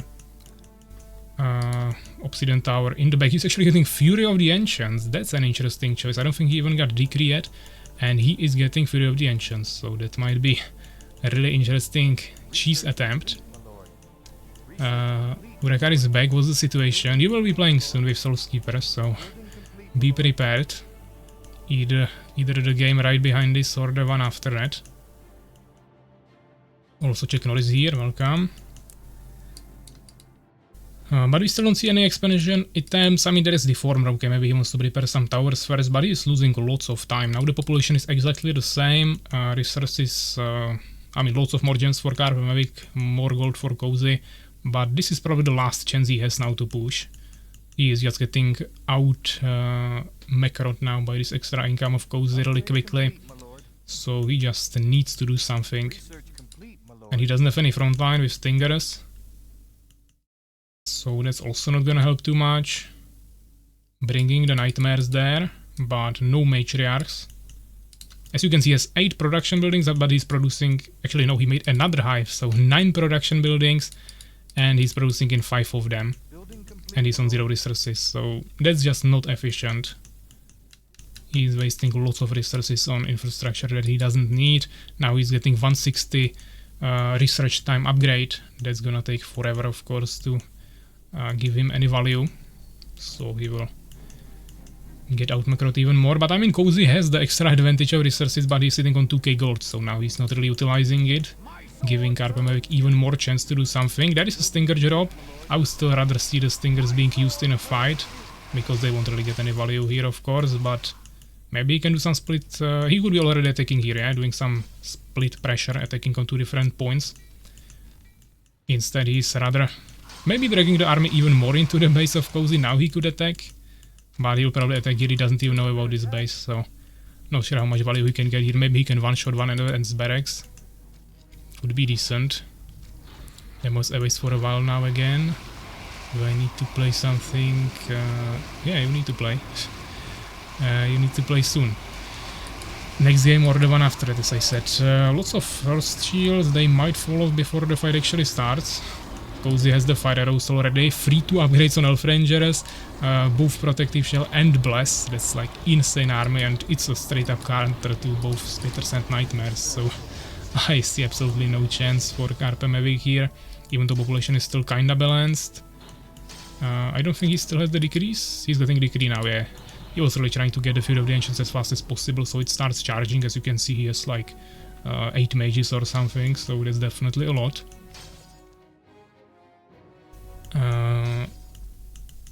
Let's see. Still no third base, he just made a random deformer here.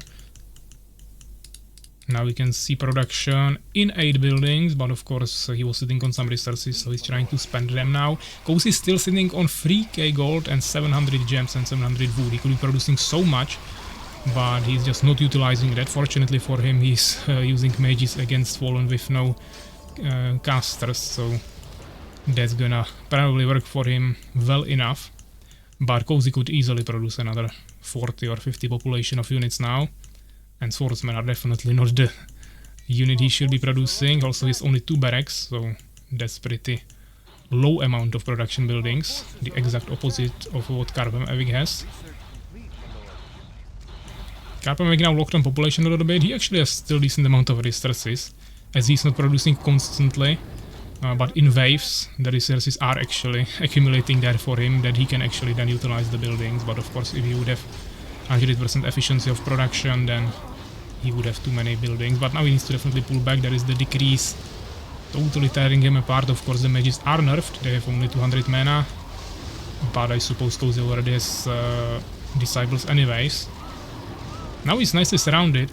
Okay, what was this? Cozy just one-shotted his own army with Fury of the Ancients and left, while he was winning by 4,000 gold and 1,000 gems. Okay, doesn't seem like Cozy is taking this too seriously. He just trolling at this point. First throwing game against Master Moist and then this. But okay, I mean, it's a win for KaerbEmEvig. 86 skills, 74 for KaerbEmEvig, so kinda even. A little bit more units produced here. 2 more researches. Research is actually kinda even. That's pretty interesting, considering Cozy just had 3 bases, but KaerbEmEvig had a little oversaturated bases. Maybe Cozy had a little bit undersaturated, and in general, in the end, it just kinda evened up. Of course, a little bit more gems here, and that income is definitely gonna be visible there.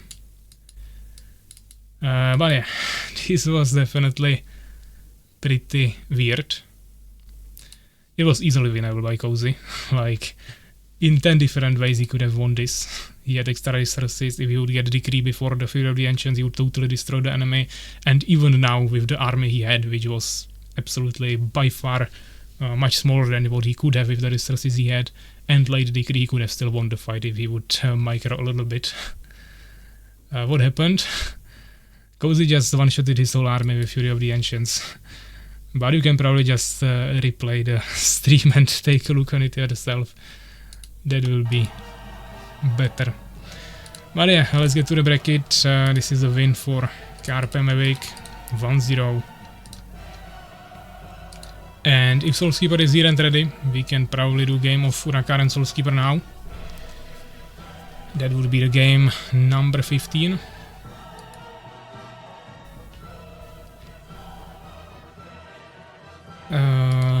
Yeah. Easy work for you, Souls. Souls said he wants to eat, but I don't know if he's still here, if he's eating and watching, or if he actually went away, or if he's delaying his this lunch. I'm tired. Okay, so you are here. That means we can play our game. If you are tired, then you need to sleep more, but I can't help you with that. So yeah, that should be Red Wood Towers game number 15. Let's host that. Once again, I will need to probably restart the game. Actually, okay, never mind. Red Wood Towers. Because he's saying he's shaking too much from stress in championship. I mean, I can definitely understand that potentially, but especially if it's his first tournament, I believe. But one-shotting your army with Fury of the Ancients, not too sure if that can be excused by stress from tournament. Yeah, so Red Wood Towers, you guys can join. And yeah, now see guys how Urakaar is gonna complain about the map as usually. And let's do the overlay. Soulskeeper against Urakaar.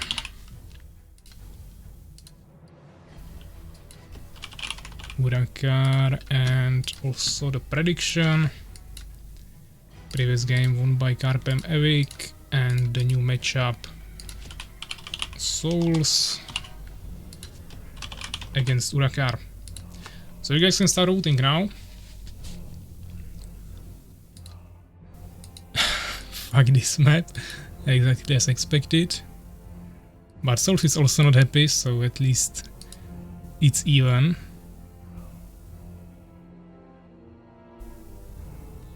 Maps are picked randomly, guys, as always, so no rerolls there.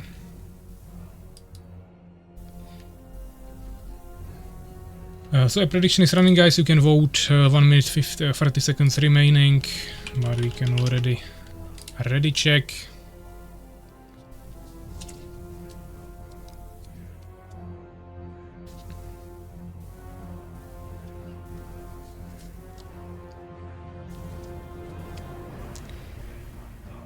Can't be more random than a random number generator, guys.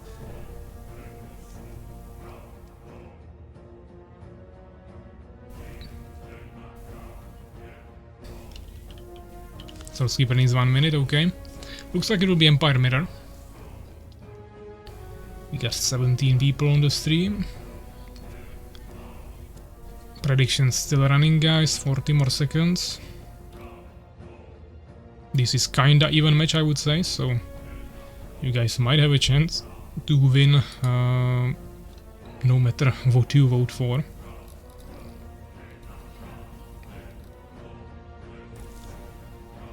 Of course, last time these two guys fought, Soulskeeper took the win in the previous 1v1 champion, not championship, in the previous 1v1 tournament, but I believe before that we had multiple games where Urakaar won.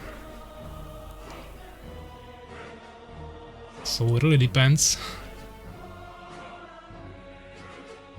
They are both kinda inconsistent, but both can perform pretty decently, so anything could happen.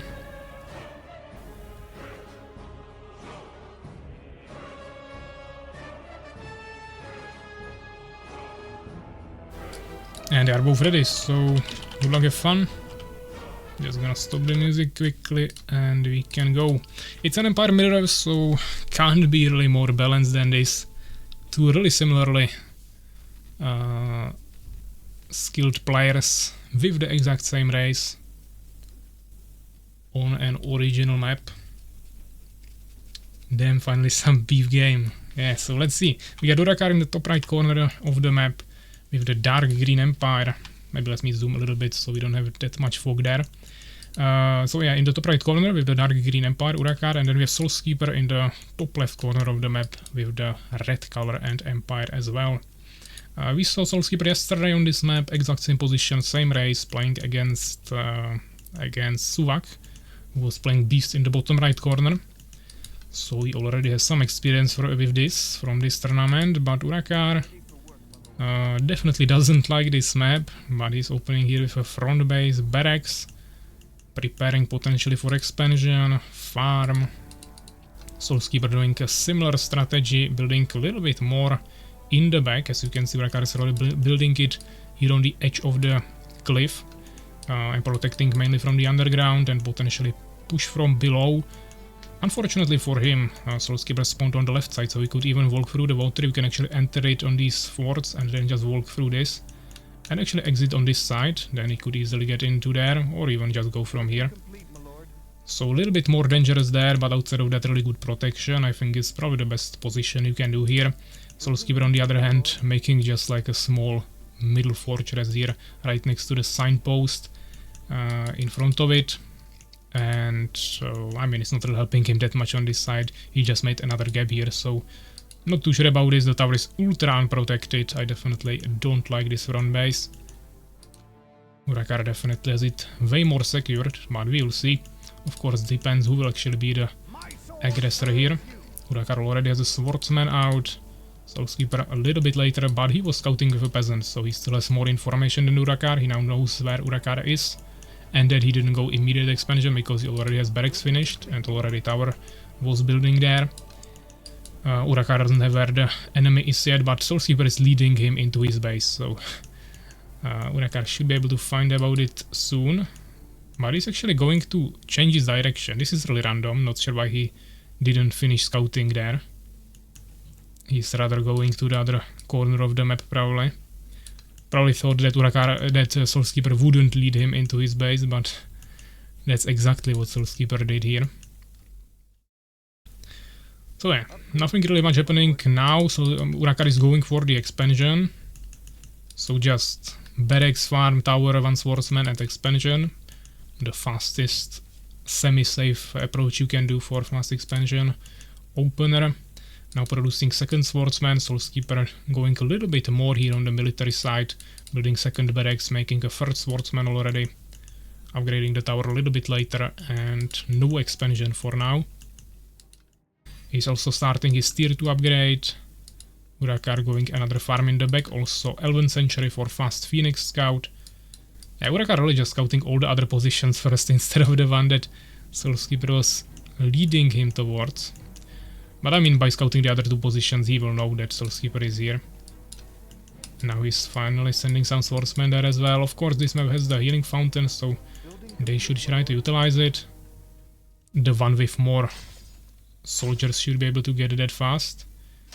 Soulskeeper getting hit a little bit, Urakaar now as well.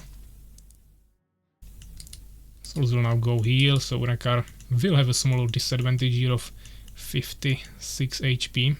Oh, sorry, 66.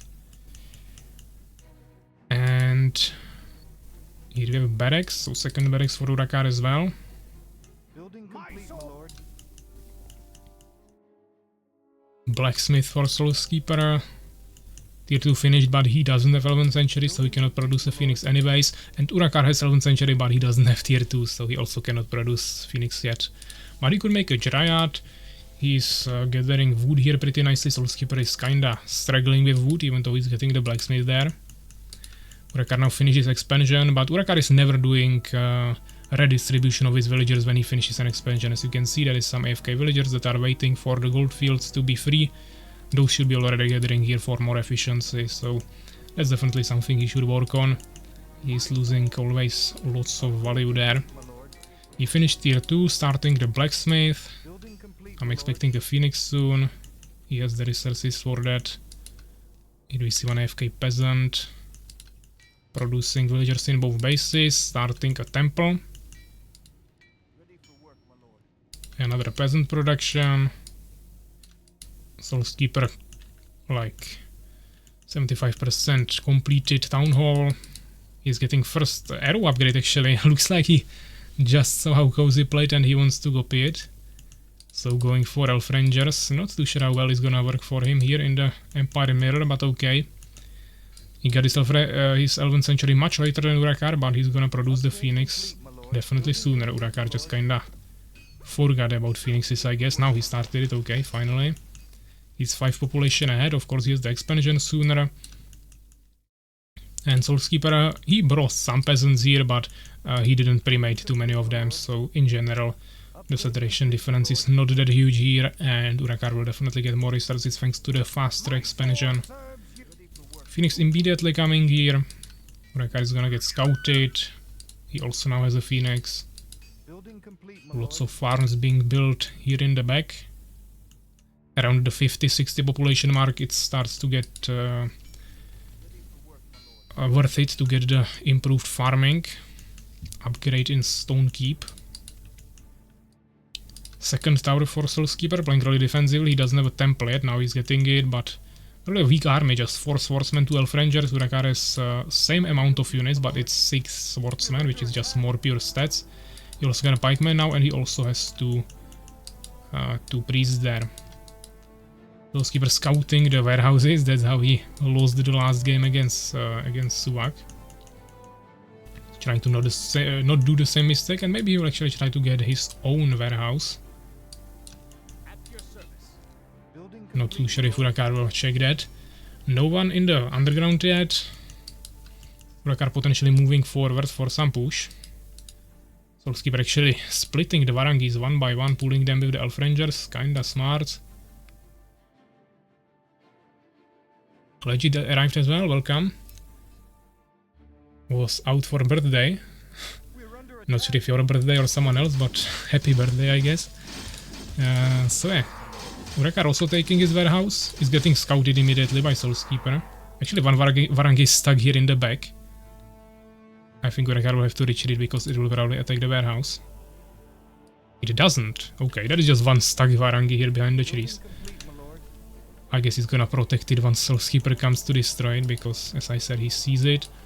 And he destroyed this warehouse, but he didn't capture it, so that's also not ideal. Urakaar is already getting some resources from this. And you need to wait only like 50 seconds or something to get the resources for the peasant back. Plus you already get extra wood, so it's worth it anyways. Urakaar going to underground, of course he already got some nice levels here on these units. He's gonna kill the scarabs here. Scrappers. For some extra experience, getting no workshop and also no alchemist. So either he wants to get some catapult upgrades or even steam barrels. And he's actually gonna expand here. That's nice strategy, of course. He do have it unprotected, and it's more mineral fields, but this is a little bit more secret, I would say. Not as many players will check this.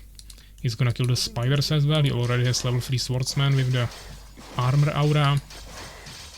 And if he can level up the pikeman, he will also have the aura for attack speed, aura of dexterity from the pikeman. That would make his army even stronger. And Soulskeeper will finally be going to destroy the warehouse. Urakaar also scouting this side of the underground, and now the warehouse is getting attacked with just Elf Rangers, so he's actually not gonna pull the Varangi there. Urakaar is returning back, but he definitely won't be there in time. Soulskeeper finally captured his warehouse as well. And yeah, actually indeed Urakaar is gonna get just some upgrades here for the catapults, so getting explosive potion for 1 extra damage for the catapults, actually more than 1, I'm not sure about the exact value. And he's just producing more catapults in the gnome workshop.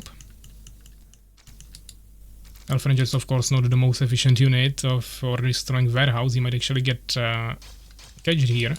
Urakaar definitely wants to use potions, elixirs of strength for extra movement speed on the pikeman. I don't think he got shell basing yet. His swordsmen are pretty slow. Yeah, he's getting it now. Also some priests, one catapult left at home. And he gained control of the middle. They are kinda even on population. Probably gonna sign an oath to play in all tournaments in 2026. Yeah, definitely. You should legit. Soulskeeper is spamming lots of barracks here. He has 6 barracks, none of them are actually advanced barracks. He's getting to tier 3 as well. He's only on 2 bases. Urakaar actually going for 4 bases, but he has absolutely 0 saturation, not even producing villagers there. Sometimes he just kinda has this need of starting to spam lots of expansions, but the saturation is definitely usually lacking there heavily, so let's see if we can maybe saturate it from the other bases as well. Looks like he's producing peasants in all the production buildings. Now actually he is not producing on the expansion itself, while here he is getting to tier 3 and he has 4 stuck peasants here, so that's 200 gold wasted for 60 seconds. Phoenix scouting, that's smart, he can see the tier 3 here. Phoenix survived. Soulskeeper finally upgrading to advanced barracks. 4 of the barracks here, so we will have technically 10 of them. Getting shell blazing as well. Just huge army of priests, swordsmen and elf rangers. Urakaar has basically the same thing, just instead of elf rangers he has pikemen. And then he has also some catapults, but in general the population of the army is still pretty similar on both sides. He's getting second damage upgrade for the catapults. It is 40 now, but I'm not actually sure what was the damage before the upgrade. 22 to 40. Maybe it was 15 plus 40. So it adds the fire damage. I'm not actually 100% certain here. Both players have 1 warehouse. Soulskeeper trying to expand down here. Of course, Urakaar didn't get any value from the bases here. He actually spent probably more resources on them than he got from it. Plus, he's also spending resources on towers now. He's also on tier 3, getting Circle of Ancients for some knights. We don't see disciples on either side. I don't think Soulskeeper researched it yet. But Soulskeeper actually made obsidian towers, so Urakaar is also making it now, but I think it will be mainly knights on the side of Urakaar and mages on the side of Soulskeeper. But since Soulskeeper invested into so many elf rangers, I think he should try to take a fight as quick as possible, because if he gets to late game and there will be knights, then the elf rangers will be even more useless. And now we have a nice fight. Unfortunately, the catapults of Urakaar are really out of the battle, and there is swordsman coming from the side on the priest. This is terrible positioning for Urakaar. He shouldn't have taken the fight like this. All of the priests of Soulskeeper are kinda safe, while Urakaar's army is completely scattered. He's casting some resurrections there, but he's losing all of his priests. None of them are really utilizing the well too much. The catapults didn't really get killed, but they are not getting that much value. There are some swordsmen on the top, but yeah, Soulskeeper's priests are still kinda safe. Soulskeeper is also using some resurrections there, and as you can see, Urakaar is already 30 population behind, so that was a huge mistake in the micro apartment here. And he's now forced to retreat, 50 population behind. His only chance now is that he has way more income, so if he can actually still somehow hold it and produce maybe the knights here, get some priests there as well, he might still have a chance to maybe somehow hold it, but he has 0 priests, so I don't think he can recover from there. He has no gems. 50 population behind, still absolutely no saturation. At least this base is saturated, but this one not at all. Soulskeeper is at least wasting some time here on the warehouses, so that's definitely gonna cost him some time that he could have saved. I don't think it's really that important now to destroy this. He should try to just finish Urakaar as fast as possible based on what he just did. Upgrade complete, my lord. Barracks keeper would throw. I have reasons. Next year I will likely have a lot of time. That's good. Now you just need to figure out your internet legit and you can play a lot. As you can see, the Obsidian Tower, once again, just by still building, he's not making any mages anyways, and even if he would not lose the fight like this, he would probably be investing into the knights mainly anyways. But he needs to start getting some priests there. And he also has lots of extra gold, so he should be producing swordsmen. That's when he should have more barracks, of course. Soulskeeper on 2 bases is like 3 times more barracks than Urakaar on 4. Saturation finally somehow happening here, but this is only gold, so that's even more for him to invest into gold, of course. I mean, into swordsmen. He should just make more barracks now, which he's doing here in the back. Getting third armor upgrade, so he's on 2 and 3 upgrades now.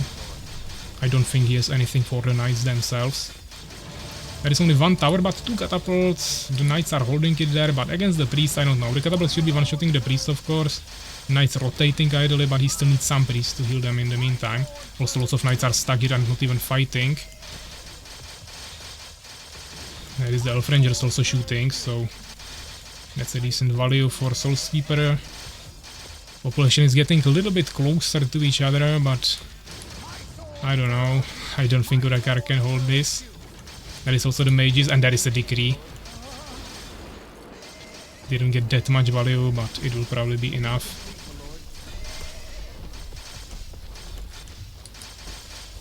Soulskeeper is keeping the priest really safe in the back, so we can probably now... Actually, he doesn't have mana for resurrections, I think. But he got through the enemy army anyways pretty easily. So yeah, this is probably GG. Or not probably, certainly. Yeah, I mean it was mainly that one fight where Soulskeeper just got out of it in a way better position. But even after that, I think Urakaar still could potentially win if he would have more infrastructure, just because of all of those resources that he had. But he would have to spam way more swordsmen and priests instead of just knights. And probably take the fight more in open field. He had less units, but he was fighting against ranged units with just melee, so that wasn't really working for him. He could have also just made more towers, because there was no siege units, but not sure if that would save him. But potentially, yeah, when he had so much gold. I don't know how I lost, I thought my macro was good. Macro wasn't good. It was better than Soulskeeper's, but the saturation was really bad. But the main problem was micro, of course. So yeah, let's see if he will surrender here. Or maybe he still wants to play here in the underground. We're under attack. Our forces are under attack. Building complete, just finishing some last villagers. So let's wait for that. I can at least check the chat in the meantime. Our forces are under attack. We're under attack. Con Meo arriving to the chat. Welcome. Where can I get this game nowadays? Yes, they are saying you can get it on our Discord. So just yeah, either click on the link that just Suwak sent, or you can scroll below the stream and there is a link to our Discord.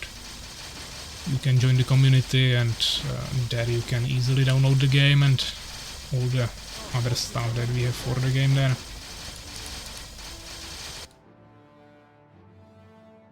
Urakaar accumulating some mages here finally. I don't know if he has decree, I don't think so. Getting Valkyrie beacon even. But Valkyries wouldn't help him too much here against so many ranged units.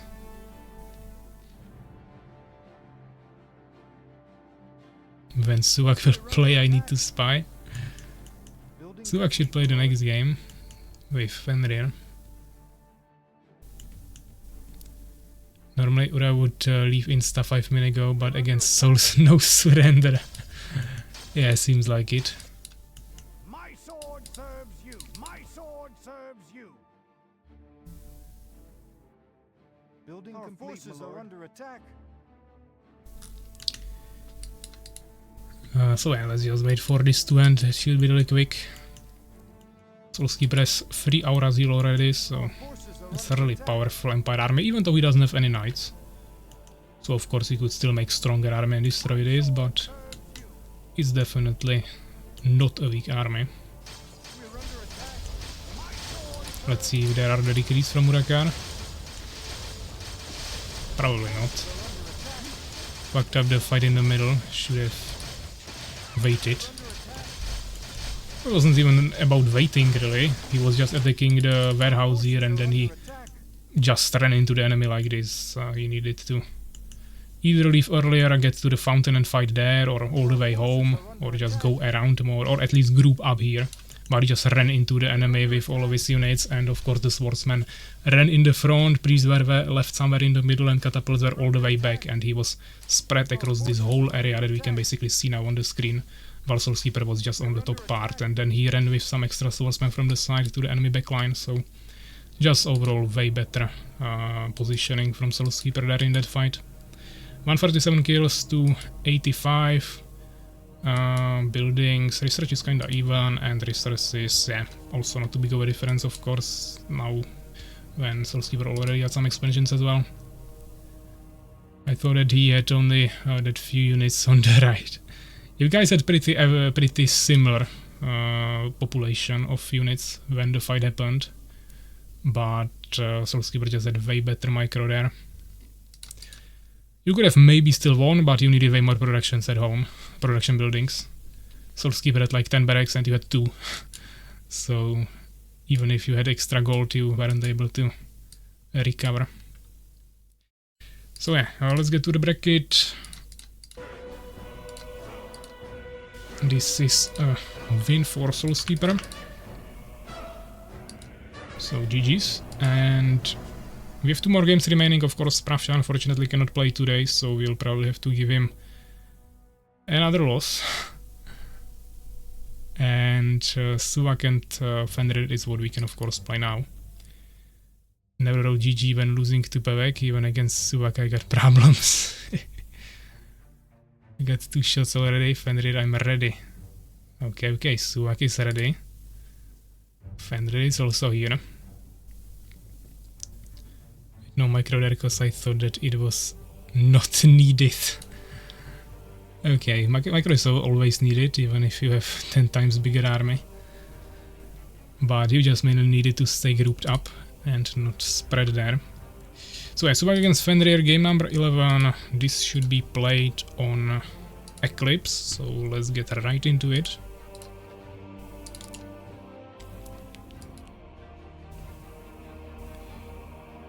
Yeah, we will need to try to go to menu. No, it's still not working. Okay. I guess I will just have to restart the game always.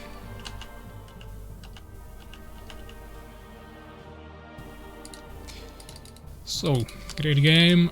Let's go to Eclipse.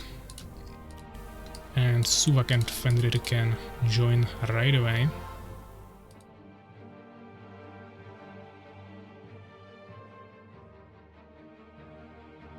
Losing to your nemesis and throwing PCF from your window is understandable. Yeah, so overlay. Suwak against Fenrir.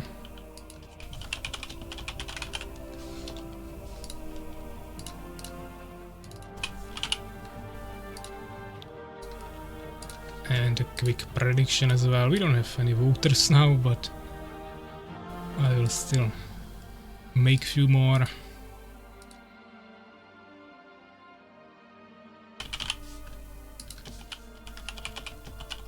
Of course, not the easiest when half of the chat cannot vote.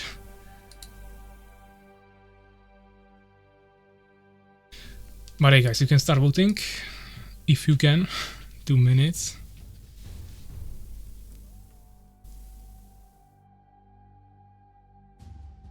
This is how people lose. You still might advance. Yeah, I mean guys, half of the people got auto losses because they weren't here, so if you guys lose 1 or 2 games, it doesn't really matter. We need to play as long as the ball is in the game. Oh, we have a huge prediction on Suwak, 5,800 Northern coins. You still guys have over 1 minute to also vote for Fenrir potentially. Both players are already in the lobby.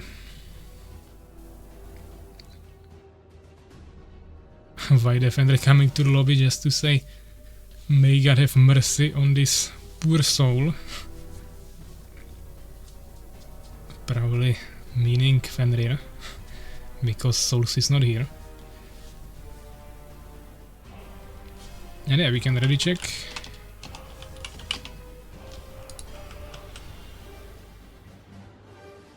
I was prediction for my game. There wasn't any bets.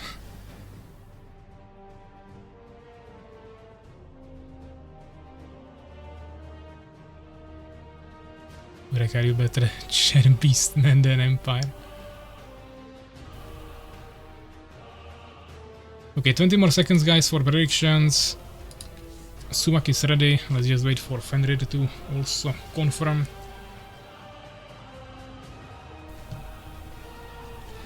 And he's also ready, so we'll get fun. And we can start. It will be Fallen against Beast. It's the first time. Both players on their current main races, and this might be interesting. So Eclipse, Fenrir against Suwak.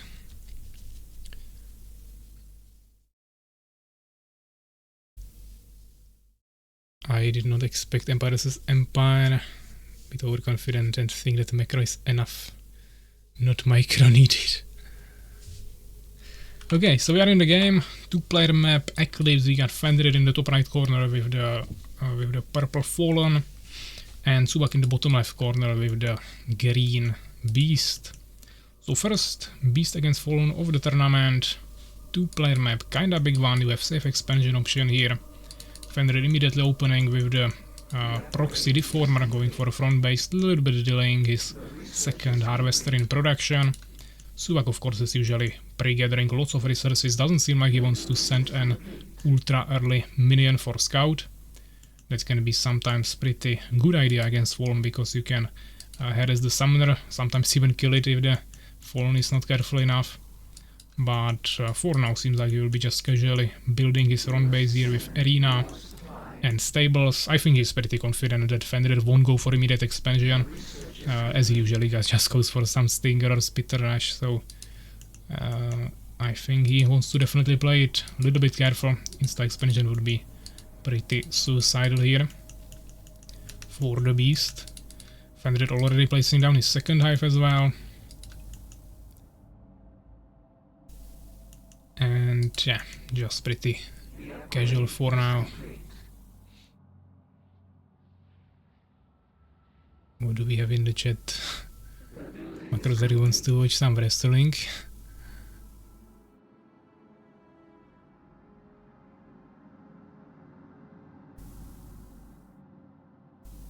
Urakaar wants to dig a hole for himself because he can't beat souls. I think you need to rather train. That's the right approach. Okay, Suwak is completely skipping stables here. He just made arena so he can make a totem, and now he goes for expansion, which means he will have a huge gap in minion production. Something we maybe wouldn't really expect from him, as he's usually the one who has like 20 villagers on every base. But he just probably wanted to make the expansion as fast as possible, and that totem should be enough for that on this map, as it's a pretty large map. And he's against Fallen, who can't do any faster scouting than a Stinger, so yeah, it's basically finished. And I think the minion won't even die, even if he doesn't do anything else, but he will bring more minions anyways. There is not any other Stingers. And yeah, Suwak is basically safe now. I mean, I could see maybe Fenrir, if he would make like a really fast splitter push. Maybe it would be pushable, but he invested into the tower, so definitely not a chance. And he would have to destroy the totem somehow and then push it. But of course, yeah, Suwak now doesn't have population, he doesn't have much resources, but he was still able to squeeze in a warrior, so I don't think it was pushable at all once the totem finished. It would have to be a way smaller map, and probably still not. Yeah, tower is too strong for this. So he should definitely expand at this point, which doesn't seem like he wants to do, even though he has the tower there.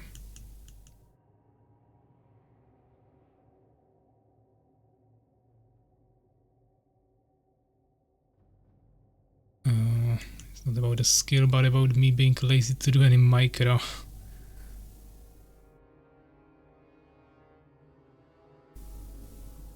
I mean, your macro also wasn't really perfect, because you made lots of bases, that's true, but you had really bad saturation there.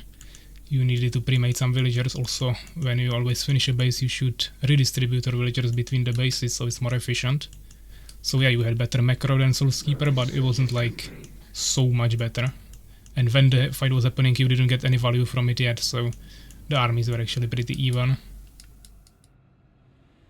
if you would have like perfect positioning for that fight, you would probably kill him because you had catapults and he had elf rangers. Let's say you had army that kinda countered him in some parts, but in general the armies were pretty similar. And the resources at that point of the game still kinda as well.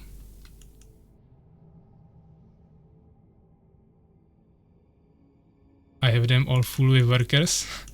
Rewatch the stream. When you finished the bases, you had no workers there.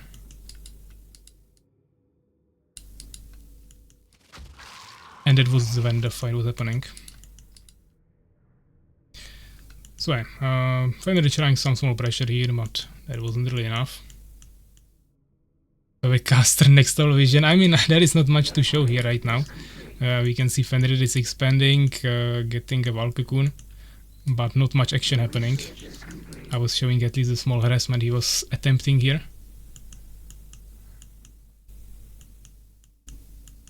You shouldn't be making the workers when you finish them, you should already have them. That's why Suwak already has basically full saturation here. As you play it, you would have 10 villagers here and like 2 here. While he rather splits it and he has way more efficient gathering. Plus he always pre-makes, yeah, Suwak is extremely efficient with saturating bases, but you don't need to go that far, just a little bit more efficient. It does matter.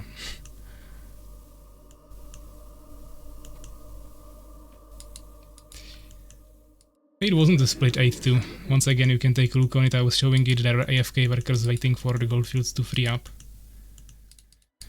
So yeah, her faster reflexes for Fenrir, getting some extra damage there for the Stingers and Spitters, but he also got a Valkycoon, so he might be going for guards, even though it might be only just Stinger Jaws, which he usually goes for with the Metamorphosis. Here we see just more Harvesters on both bases. Revive Altar from Suwak, so trying to prepare for the fast Superior Boomerang upgrade for extra damage and range on the Goblin Hunters. Also getting Sharp Blade for even more damage from the Weapon Master. And also getting Harpy Nest for some scouting. Also first witch is out, so we can start accumulating some mana as fast as possible. Producing a second witch, 7 population ahead. Pretty decent saturation on both bases. Even 3 minions here. I don't think you need 3 minions on this Gems Mine on this map. I think that's 1 wasted minion, but maybe it's giving like half a second more efficient gathering. He has 3 even here. He's just trying to get as many gems as possible. Wood also looking pretty decent, even though only 3 minions for now. Even leaving some Goblin Riders here, just to protect against some potential guard harassment. Because he doesn't have any towers yet on his villagers, it's a big resource investment, so skipping on that for now.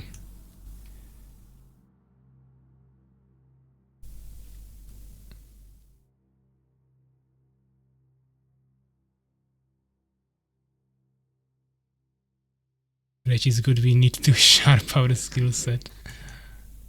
Not interested. I mean, yeah, that's exactly the approach you guys can take if you don't want to improve at anything. Otherwise you take feedback, of course, from better players and try to learn based on it. So yeah, some guard production from Fenrir is starting now, also getting the Avenging Strike for extra range. We can actually see the Stingers here flying with the Metamorphosis.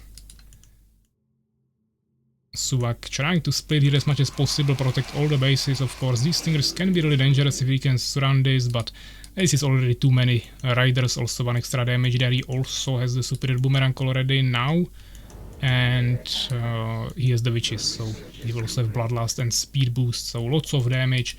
It will just one-shot the Stingers, so Fenrir definitely cannot do the job there, but maybe he can just keep the enemy occupied here and make a job somewhere else. Unfortunately for him, there is the Harpy scouting him all the time, and also towers preparing on all the bases, so this is gonna be pretty much impossible for him to do any harassment. And Suwak is actually using Gaseous Form to fly here. He's of course much faster, but he cannot fight, so he has to be careful. The Stingers could still potentially kill his Gaseous Forms, so he really needs to be careful here. Guards are prepared, but also not really in the fight yet. Soldier ready. Such trolling, yeah. I mean, Suwak is just buying time. He doesn't have any scouts actually. Fenrir could be on 3 bases, but Suwak kinda expects he's not gonna lose on macro. He makes the drop before the expansion finishes. He's gonna kill the minion. Suwak is really hesitant to drop there, but once he drops like this from a side, he should be able to kill it. But Fenrir, of course, already was in the air for a long time, so he regenerated his mana. And he was able to get into the air again immediately. He could easily kill this Harpy. At one point it was too close, I don't think Suwak would be able to pull back. Another totem. Fenrir is surprised Suwak is not getting harassed that easily. But we don't see Bestiary, so no Manticore Riders will be made here. And there is Lizard Keep. So definitely wants to get probably Warlocks there as fast as possible. And Suwak decided to give up the expansion and just go for a push. Which is interesting decision. But there is also the guards now. I mean, Fenrir has lots of air units. Unfortunately, I don't know what he wants to do here. This is unpushable. Maybe you can here do something, but there is also the Strider, so really unharassable, and now he would kinda need units at home to be able to survive. He has 1 tower there, he has 2 spitters, some guards. I don't think he can hold it with this. But he's already coming with his army back. And that is the gaseous form again. He's gonna drop on the main base where there is no towers. And now Fenrir is really fighting with time here. I think Suwak can just once again escape with gaseous form if he needs to, but I think he will just want to fight this out. And now Fenrir, what he needs to do, he needs to wait with these units, or maybe get some kills if on witches, if Suwak won't be careful, and he needs to do a lot of splitting. He has lots of guards, he has the Stingers somewhere, he actually dropped them. But he didn't even drop them, they were all the way on the ground all the time. But he needs to get here with the Stingers as well and surround the enemy ideally. There is also guards, the harvesters on the top. He got lots of Boron kills. Maybe he can even hunt the rest of the units. There are still the witches here. The problem is that Suwak still has same population. It's GG for Suwak. It's not GG for Suwak. He lost lots of Borons and other stuff, but at the same time he has a really good infrastructure. Basically unharassable base. And he's still against 2 bases only. If Fenrir would have 3rd base, I would say Fenrir is likely to win this. But since it's still 2 bases against 2, I think it's pretty balanced. And Suwak is actually the one attempting to expand again somewhere. Of course, there is a lot of air, and he doesn't have that much anti-air, but I mean, yeah, Beast is fine against air usually. With all of these Borons you can accumulate early on, then he can get Striders, and he's already producing Manticores as well, so... now also adding the Poison Fog. There is absolutely no counterplay now for Fenrir against the Poison Fog. And it's already there, so this is gonna be absolutely deadly for him. And I think now he should probably definitely go for expansion, maybe even double expansion. And try to get Void Walkers, of course, as fast as possible to get something to dispel these fogs, or he's pretty much dead. Stalkers could also work, but I think dispelling the Poison Fog is now more important. Borons are 60–70% versus Cold from Guards. Yeah, 70% should be applying to... Actually, no, Goblin Riders are 65%, so even better. Taking a lot of less damage there. If Fenrir would have Stalkers and 30, it will be GG. Yeah, but I mean, from 2 bases he cannot really finance it all, and if he now invests into... He doesn't even have Soul Trap. Actually, he has, okay, sorry, he has Soul Trap. He would have to invest into gates. I would like to. Maybe 1 would be enough, but it would take a long time. Then he would also need to get the Astral Node, research the Defile there, wait for mana, and at that point Suwak would already have 3 or 4 bases, probably 150 population, and it would be probably GG anyways, so I think a quick dispel would be more valuable here, but let's see if he can even survive this push. He's trying to get to the 3rd base, investing a lot into it. He's 40 population behind. Suwak committing fully to this push, leaving only 2 Goblin Riders here and 1 Strider here. There is only 1 totem protecting these villagers, but there is the Strider, so... But yeah, I mean, this is harassable definitely. The main base wavers, but there is not even any gold remaining, so... That's not gonna work too well, I think. I mean, Suwak is just going all in at this point. this is not gonna work for him too well if he fails this attack.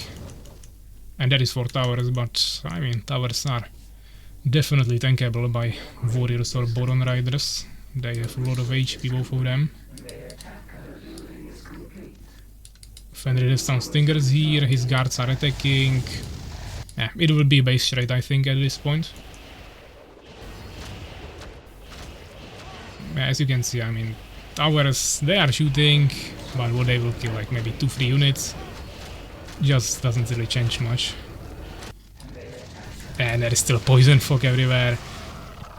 Just such a powerful spell if you don't have the dispels there. Destroy the whole army of Fenrir instantly. He's trying to accumulate some spitters at home now. He has one more base here, maybe Suwak won't find that. So he's trying to make his own base here, but there is a Strider. Tower is shooting, Stinger's just sitting there AFK. Finally dropping, but he's gonna die. There's 2 totem Strider and lots of minions, absolutely no chance. There is some AFK guards, and Suwak going for the final push. 50 more population. Yeah, he destroyed 1 totem, okay. That's about it. This base not even finished yet, but no value from it, of course. Suwak no income, no resources, but he has army, and yeah, he won't be pushing into this without trolls, so he will just drop there and completely destroy the enemy. Next round today, I mean, I would want to, but it means giving Pravsha another loss, and I don't want to do that at the same time. Because he apologized up front, and he also, I mean, yeah, he has broken monitor. It's not like that big of his mistake. Pravsha loss, he will recover. I mean, he already got 1 loss that I had to give him, otherwise he wouldn't buy anything today, but 2 feels a little bit unfair. Then he broke it after game with Urakaar. I don't know, but I mean, he was sending already like 2 weeks ago that he has some problems with it. Probably didn't think that he would need a new one immediately. And now it's too late to get it ASAP.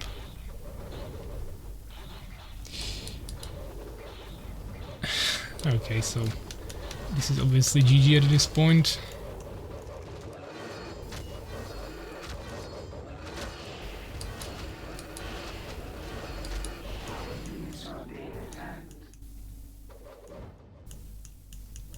Nice try, nice throw. Yeah, you can translate it in both ways.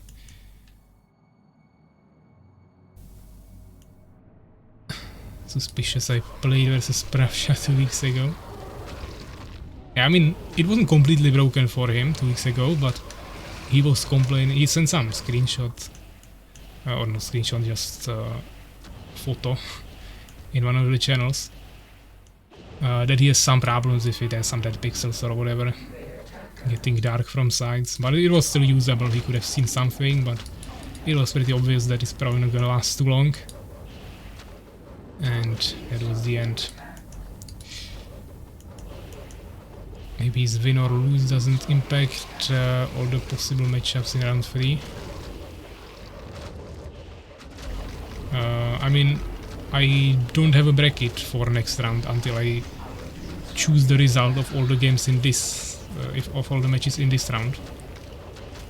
So for us to continue with more games, I have to give him either a loss or win.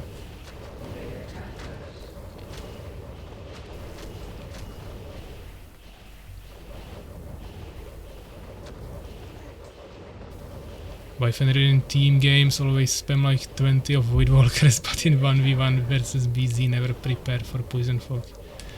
Solid question, but 1v1 mindset is different. Yeah, you guys will have to ask him.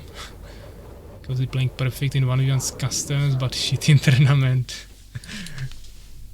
Yeah, I mean, it's really different everywhere, yeah. Some people play really good in 1v1s, in custom games, some in tournaments, some in team games, some in special modes. You can't really compare all of it with just one skill of a player. The fact that someone is good somewhere doesn't mean he will perform at the top level everywhere. So I like 4k more experience for Suwak, 20 more kills, 100 more units produced, 2 more researches for Fenrir. Research is pretty much balanced. But mainly the Poison Fox, of course, slaughtered Fenrir's units. I'm actually shit in mod skirmish games. For example, Spider. I only like team games. Okay, so 23 minutes. Let's take a look on the bracket quickly. This was a game between Suwak and Fenrir. Of course, another win for Suwak, but this is the first loss of Fenrir, so he is still on a really good track to the next round, or I mean to qualifying. If we take a look on the standings, Pravsha and Mastermoist didn't play one game yet, but Pravsha is actually last currently. Together with Cozy, if he will get a loss here, if he'll wait for his game, he can get one win. Then we have Mastermoist here, Urakaar and KaerbEmEvig equal. Those are all the negative win rates. And then we have the top 5, which would be qualifying if we would end here, but of course we'll still play more rounds. Which is Suwak first with 3-0. And then 2-1 actually for StingerRush, Fenrir, Soulsweeper and Y Defender. All 4 of these players have exactly the same score. These 2 players have some extra points here for something, not sure for what. Maybe they won games against these 2 players or something. But you can already kinda guess who will be your opponent, of course. But it's kinda funny that Cozy and Pravsha, which are arguably S-tier players, are last here. But of course they both got some automatic losses as well. Even though I think only 1 each of them for now.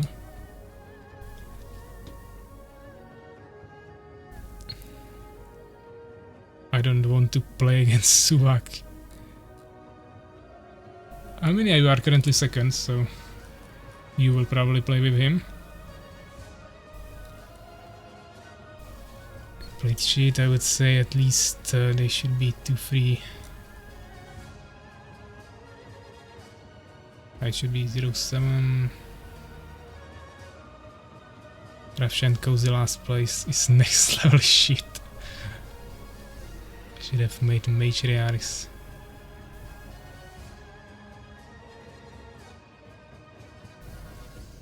Jasně, anti-magic, yeah. Fight against souls will be legendary. Only Suwak is where he should be.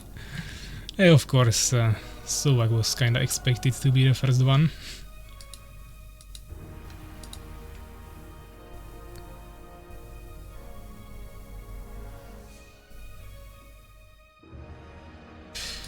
So yeah guys, now we stand before the decision. Either we end it here and continue next week, or we give another loss to Pravsha, who unfortunately still has 0 wins and couldn't really influence his participation here.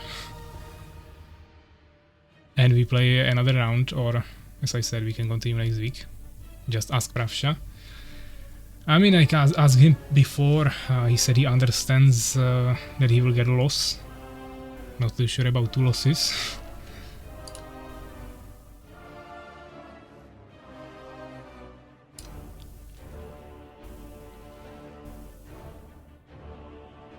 We have the whole month to finish plays.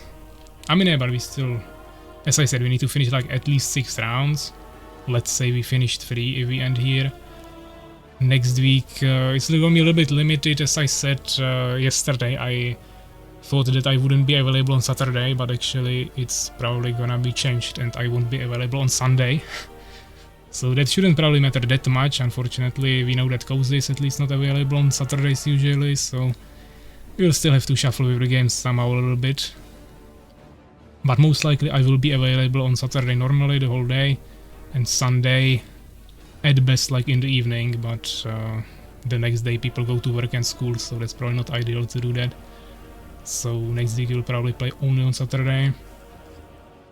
So I'm expecting to finish the qualification probably at the next week, in 2 weeks from now, 15 and 16 of November. Once in 2 years Pravsha has the time to play and he's eliminated with no games. I mean, he played 1 game with you. He lost that as well.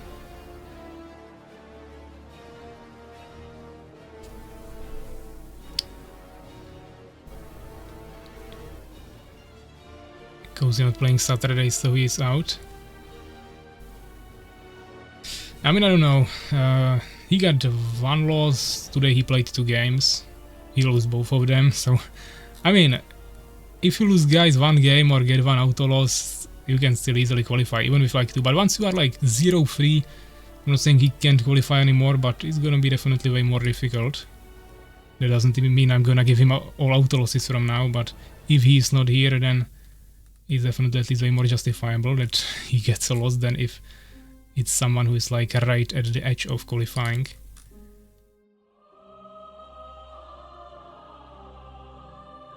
I could give them a draw potentially.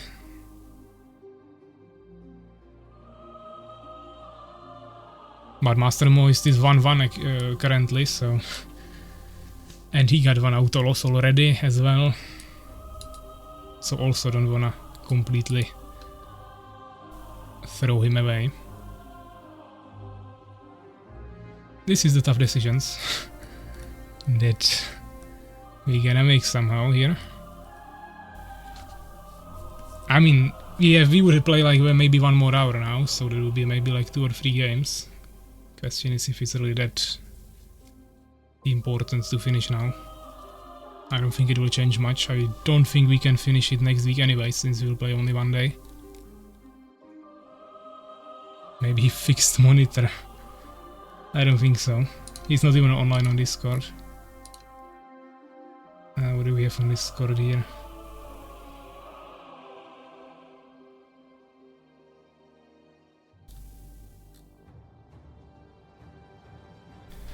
Some discussions about games, I see.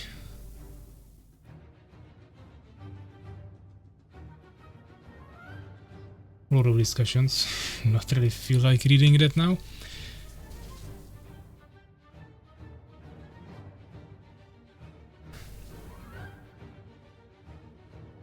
Just make the rules black and white next time. I mean, how do you wanna make rules for this really? I mean, I can say just who is not here gets a loss, and I don't care if you guys do whatever, but if someone has to attend like, I don't know, something unexpected, funeral or something, I had to translate, I didn't remember the word for it, then of course I don't really want to give them a loss. Of course this is a different situation, just giving an example that making black and white rules isn't always the best solution. No pressure, just make good decision. There is no good decision currently. Someone will be completely pissed no matter what I do. So either we just continue and Suwak will be, not Suwak, Pravsha will be sad, or I didn't end it here and you guys will be sad that you cannot play more games.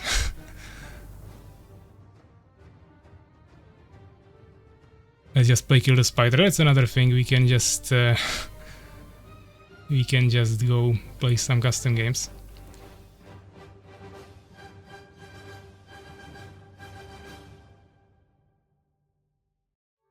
I didn't mean loss, I meant like kick it out of the thing. Yes, I want to sleep now. Go 3v3. Okay guys, let's make a decision. We will stop it here for now. We'll continue with Pravsha next week hopefully. Of course, if he still won't have monitor after a week, then I can't be that benevolent, so then he will get a loss, but let's stop it here. We'll continue next week on Saturday. Sunday probably not, then we'll continue in 2 weeks. And right now let's play some team game or spider if you guys want. I don't know how many people we have. There is 14 people on the stream, but not sure how many will be actually wanting to play. Suwak wants to play spider. Why not Sunday? I won't be available on Sunday. At least not in the afternoon, so we could only play in the evening, but as I said, it's not ideal when the day after that people go to work, so yeah, I mean, we either play only Saturday or we can try a few games on Sunday, but most likely not.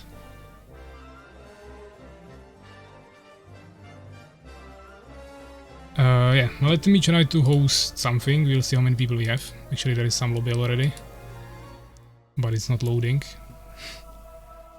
And my overlay doesn't work again.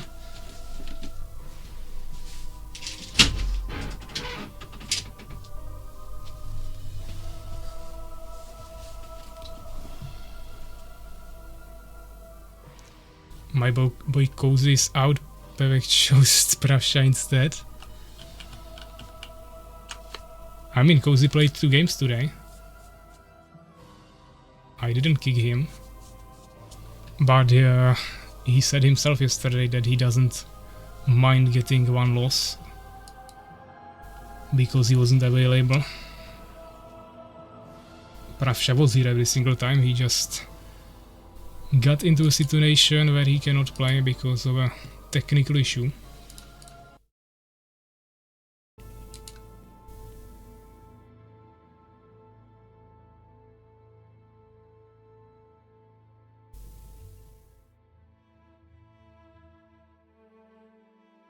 Yeah, we have killed a spider here, but there is already more people than that what can fit in here, so I think we should go something bigger.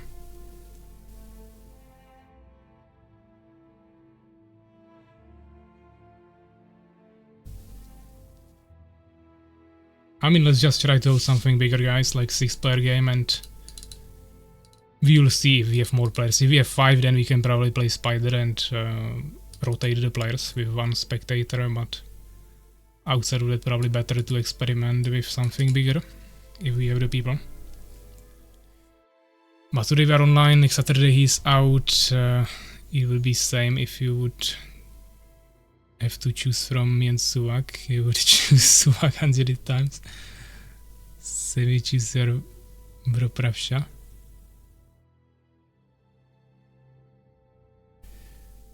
But I mean, Cozy already plays today. I can potentially let Pravsha play next Saturday and Cozy then on Sunday. It's just that if we'll play only 1 round per stream, then we won't probably finish it in time when we would need to.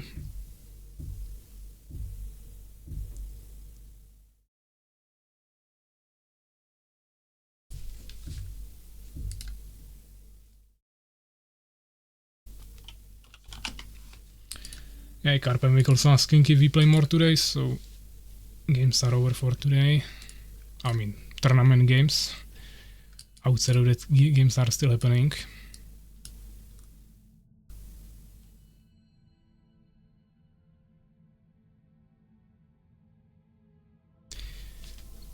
Pick your teams, guys, and we can start it.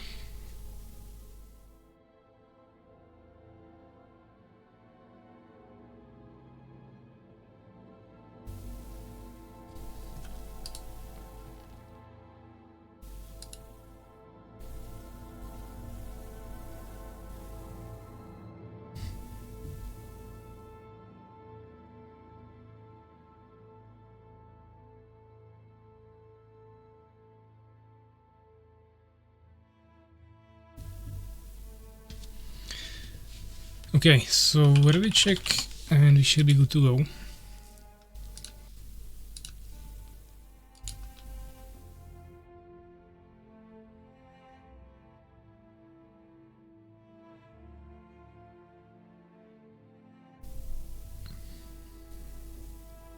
So je Suwak, White Defender, Fenrir, Soulskeeper.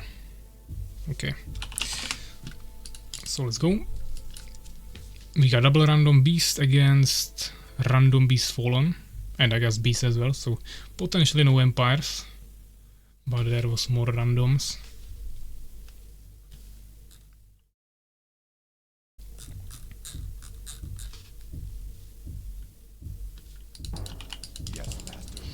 Spawned in the middle, double fallen on my side.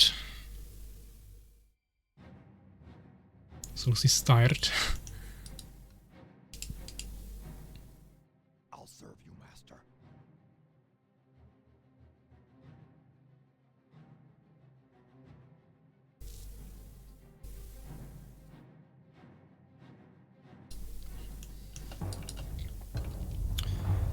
I'll serve you, Master. So another question is what they will go for. I have double front base fallen next to me. I bet it fallen tell me what to do. Just make spitters. I will do it.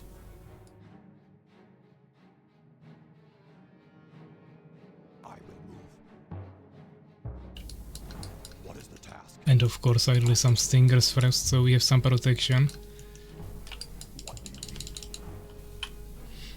Because that's fully on you for now, guys. What is the task?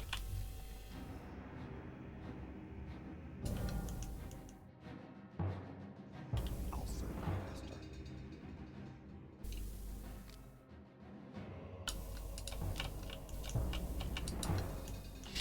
Yes, Master. What is the task?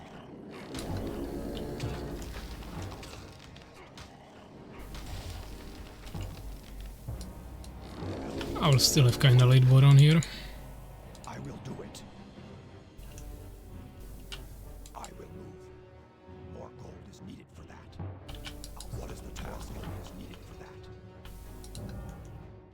I will do it. Our boron herd is too small.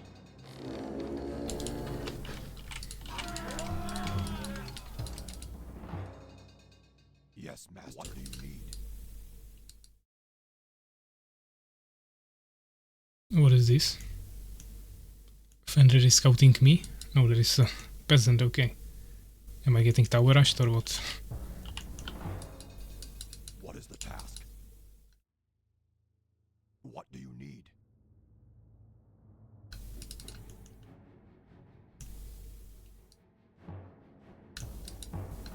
The building complete, Master.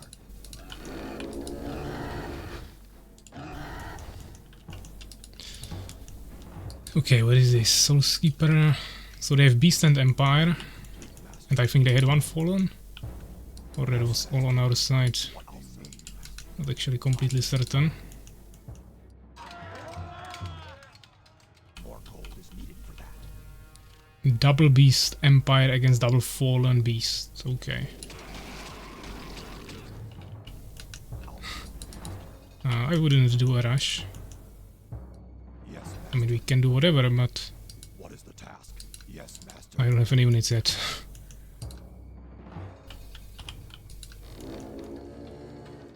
I'll serve you, But if you guys maintain some pressure, then that's probably good. I will move.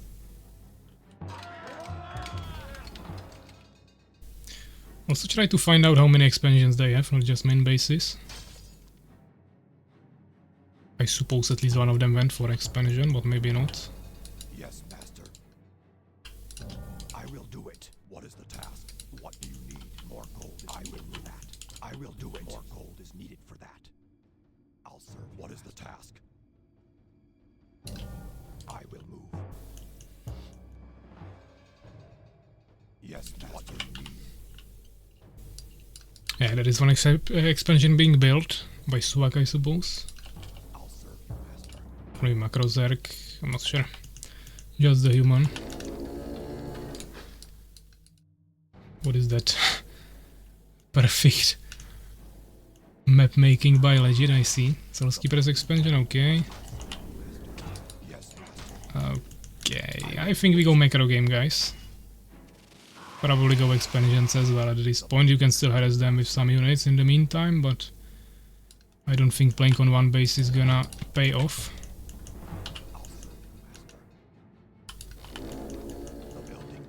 And I don't have army to rush them with you. I will do it.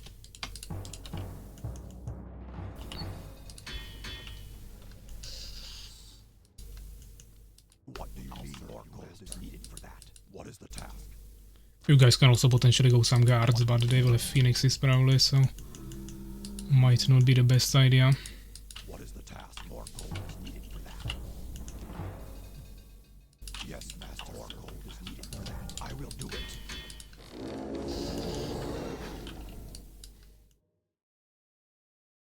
What is the task? What do you need? Yes, master. What is the task? I'll serve you, man. I will do it. What do you need? Yes, master. I will move.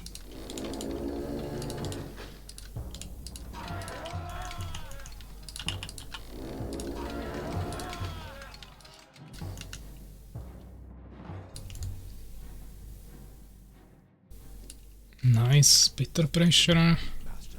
But I don't think they will have another base there, obviously. Empire already has expansion somewhere. The building complete, master. The building complete, master. Our research complete, master. What is the task? The building complete, master. What is the task? I will move. What do you need? I will do it. Yes, master. The building complete, master. I will move. The building complete. Yes, master. I will do it. What is the task? What do you need? Yes, master. What is the task? I will move.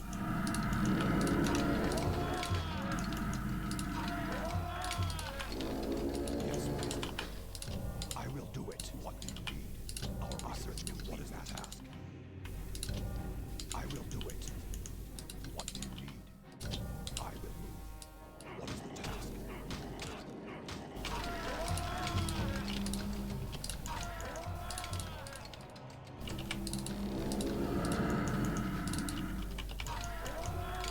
Yes, master.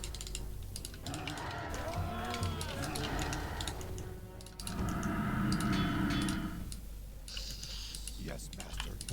I will do it. The building complete, master. What do you need?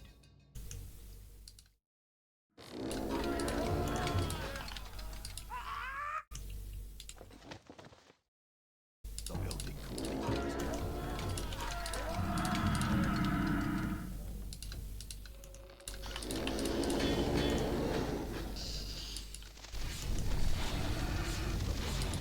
Okay, nice harassment. The building I will be soon able to assist you guys in a push. But still need a few more units. Immune with the spirits.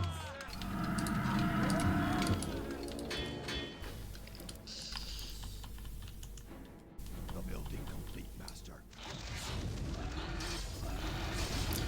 Okay, they have worms or wyverns. I need guys to deal with the air.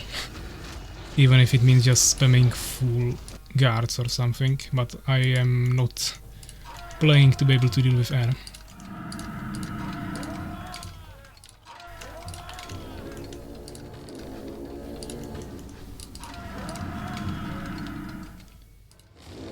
Can potentially try to get some harpies with confusion, but that's not gonna be enough to fully deal with them. Our research complete, master. Our research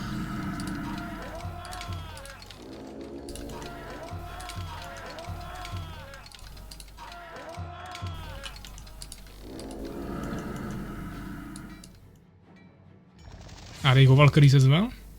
Okay, well, let's start making some anti-cores then. Or we are dead. And I'm coming, guys. This is enough.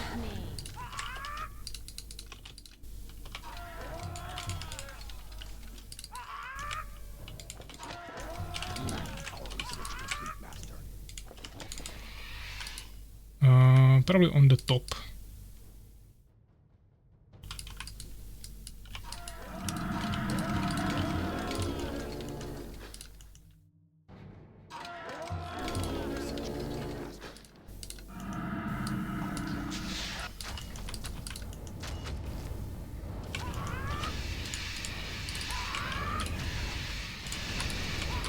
I mean, I need air protection, guys. If you have anything, then bring it here with my army.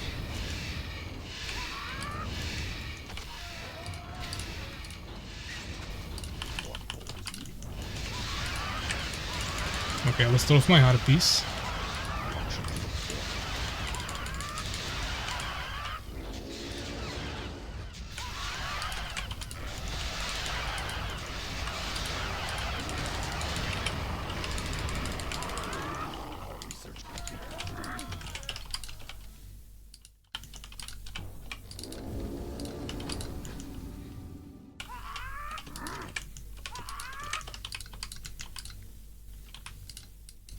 Oh, I would be able to kill that, but I'm absolutely not there.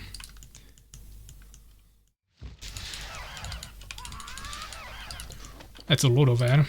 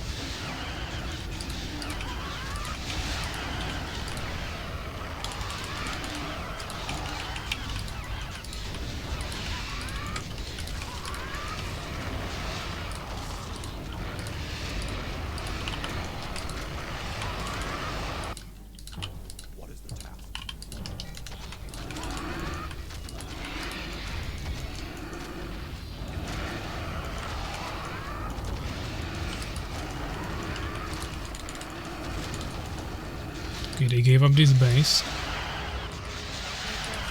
But they are still fighting with huge armies. Fortunately, Soulskeeper has insane army.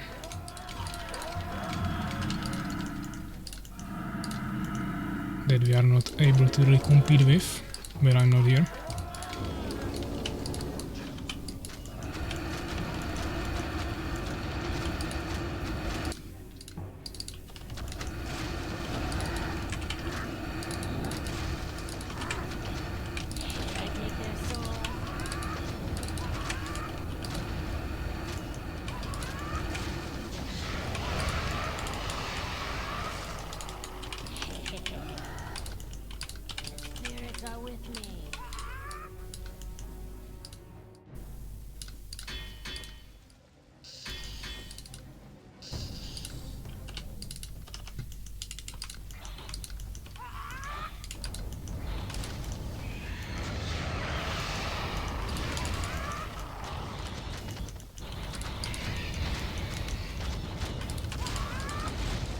Okay, they still got huge armies in the air.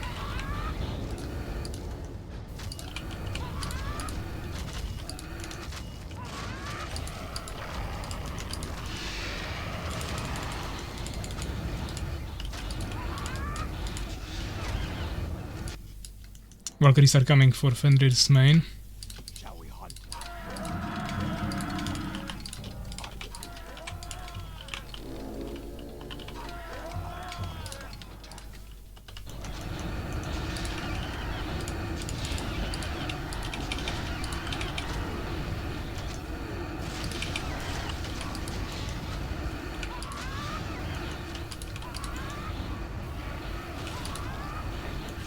Oh, they have Poison Fox. That's something I'm not really prepared for.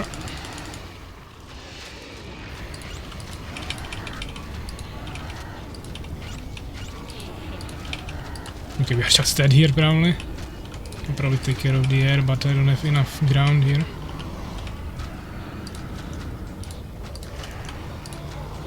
That was supposed to be our main strength. Only one ogre was there. And the Valkyries are not even here.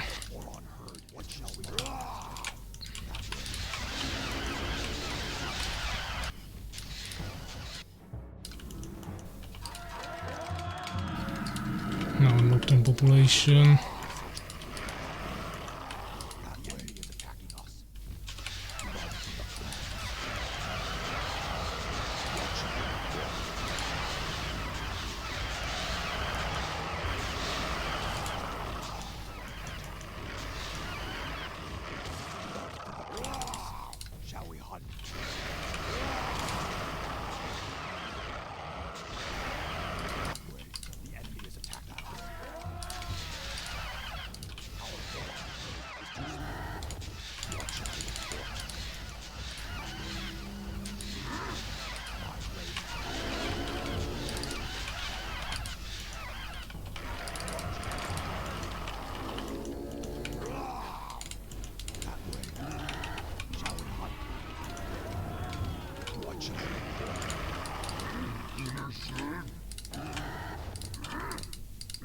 Should I take their soul?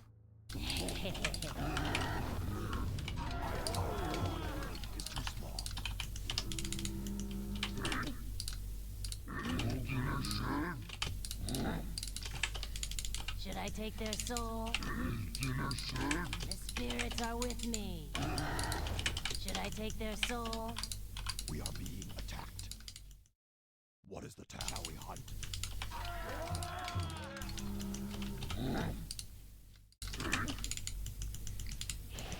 I mean, I don't know where is their ground army. She's the only thing we can fight with.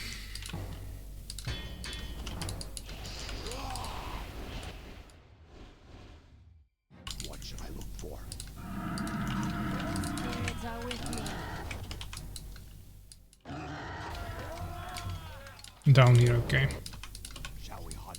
They don't have middle, that's important. Oh, they're also on the top, but hopefully Fenrir can hold it. I can't be everywhere.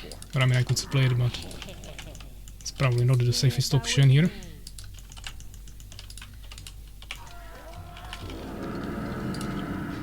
I mean, they have 4 locks.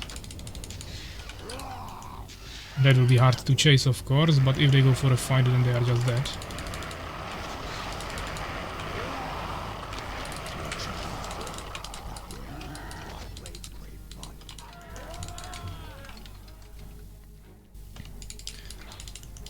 Brown is chasing really. Just can't be everywhere.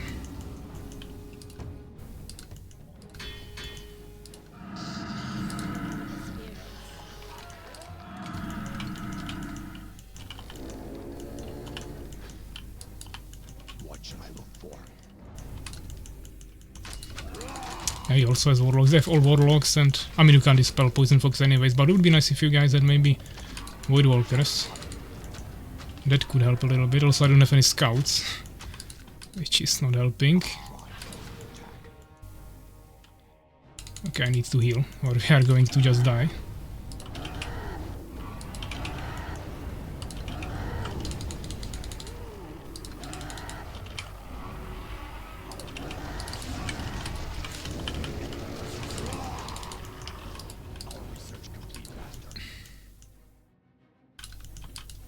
But he has just so many warlocks, he's gonna kill me like this eventually. Really can't do anything. We'll have to wait for your guys' dispels, or you won't get anywhere. I actually lost my witches here. Ah, they are destroying my base. This is terrible. I have the strongest army on the map, but I can't do anything because everyone is casters and there is nothing you can do about it.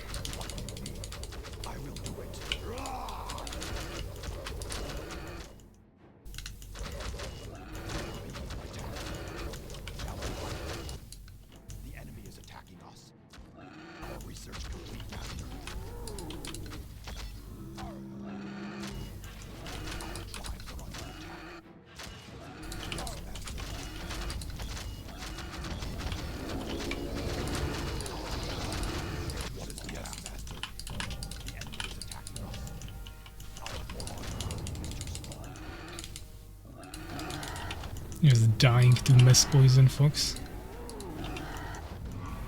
And the heal is obviously not enough. Just wasting borons.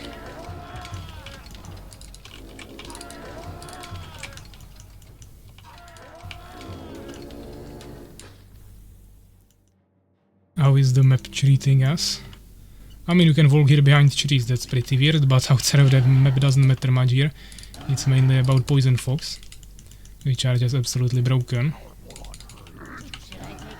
But I can't do anything with them until my allies make something to dispel them. We have some Void Walkers here already, okay.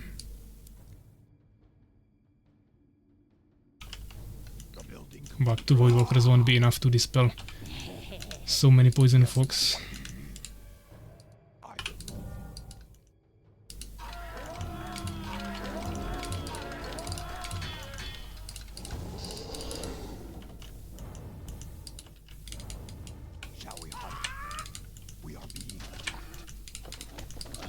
What is this again? And if also major map control at this point, they will have similar strength army as me.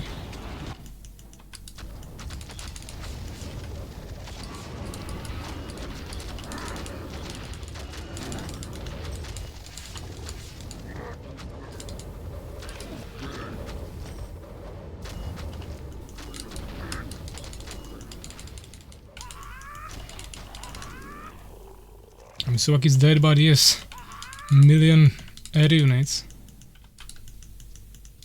I would also like to be that like that. What is the task? What do you need? What is the task?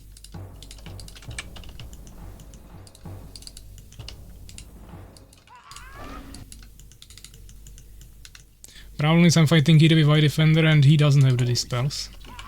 I would need to fight with Fenrir, but then White Defender is gonna die here. Just not gonna work like this. They're doing totems.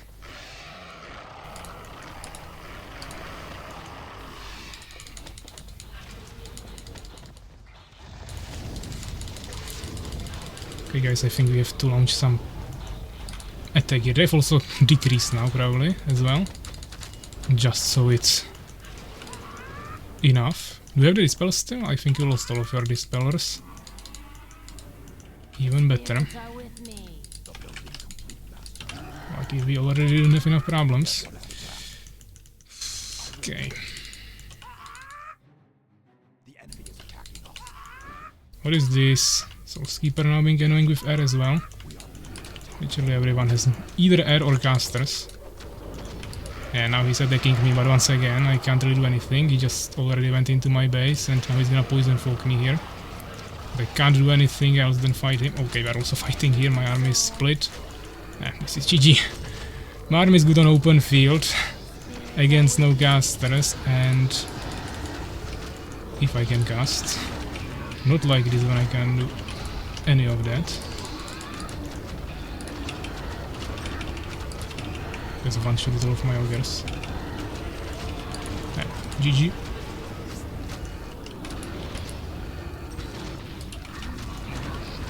Not sure why he's retreating, he has 10 times stronger army at this point.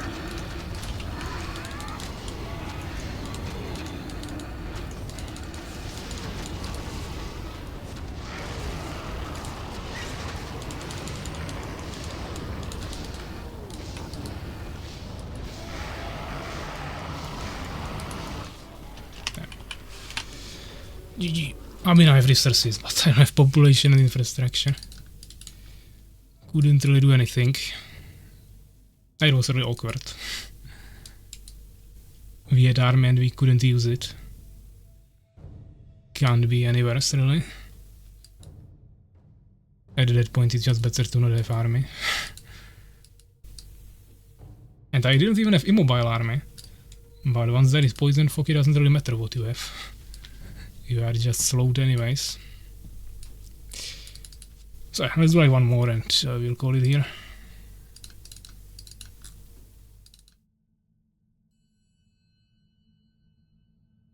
Maybe Ring of War.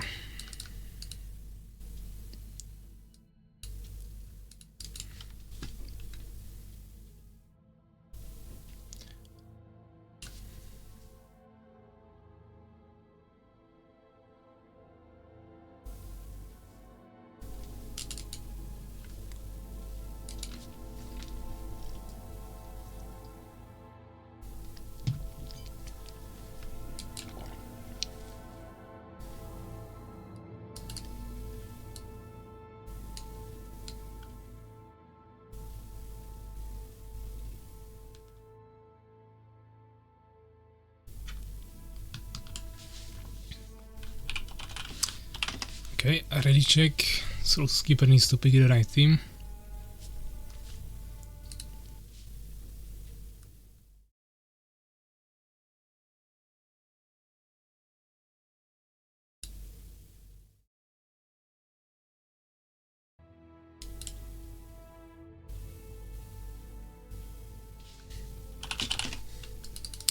Okay, let's go. 3v3, one fallen, 2 randoms on both sides. Suwak actually pre-picking fallen this time. We got of course beast again. I think the teams are the same.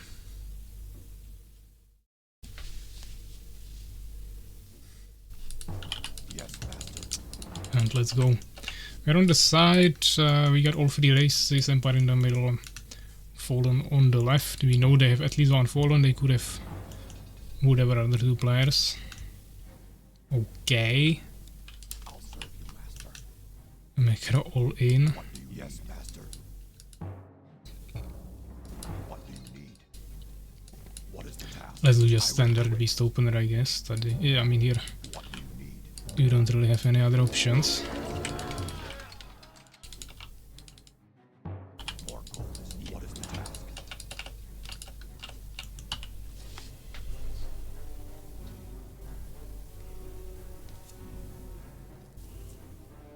I'll serve you, master.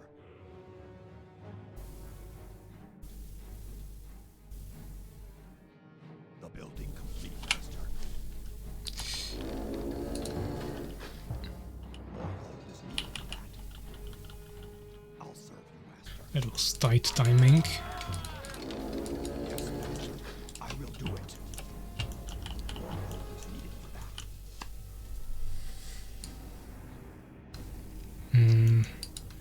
Macrozerk is scouting here. The building complete, master. More gold is needed for that. What is the task? I think we gotta skip first the warrior. More gold is needed for that. Just need a totem. What is the task, master? I will do it. What do you need? I'll serve you, master. What is the task? What do you need? Yes, master. They found White Defender's main.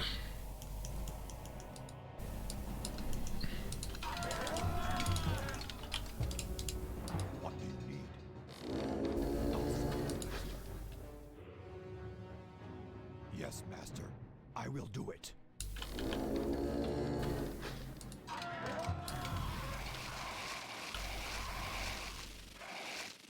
Okay, so they've also beast fallen. We don't know about the third race.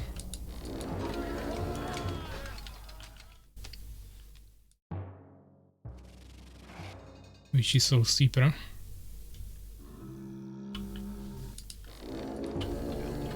Master. I'll serve you, master. What is the task? More gold is needed for that. I will do it. More gold is needed for that. White Defender getting harassed on the expansion already, but I don't have any units to send him. Yeah. Fenrir is fighting there.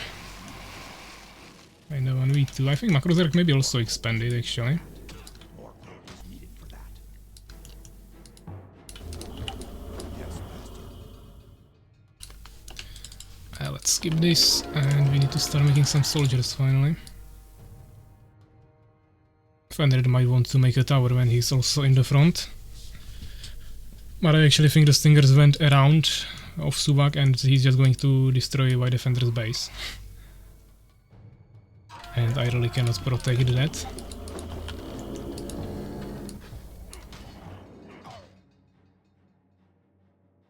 He's gonna attack either the main of White Defender or probably rather the expansion, but yeah, he's already there. As predicted. I can send one warrior there, but that's about what I have.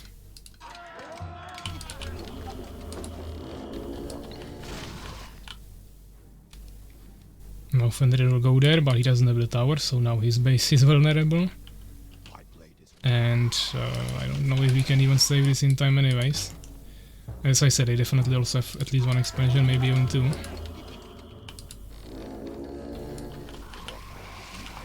So it's not like this will be getting the game even. We are falling behind. Immediately, master.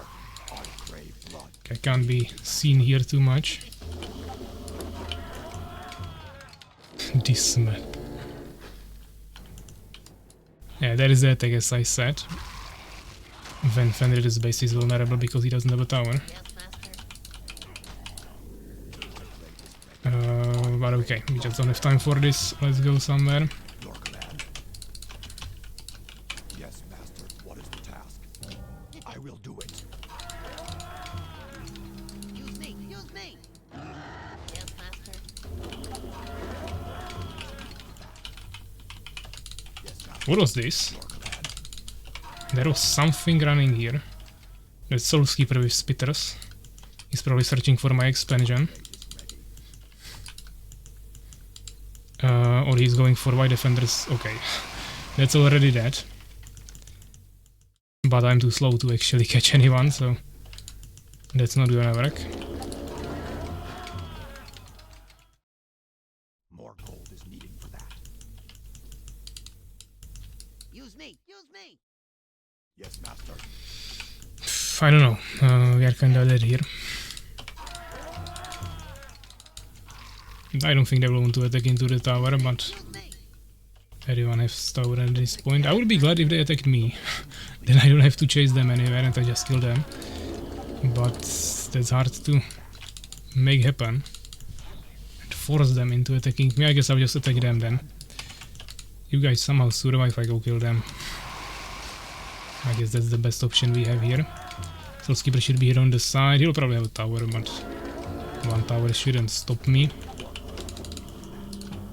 We'll see if they have expansions or what's the situation. Here's one tower, but a little bit out of position. I should have waited maybe for a witch. I crave blood, master. Your command. I crave blood. Immediately, master. Yes, master.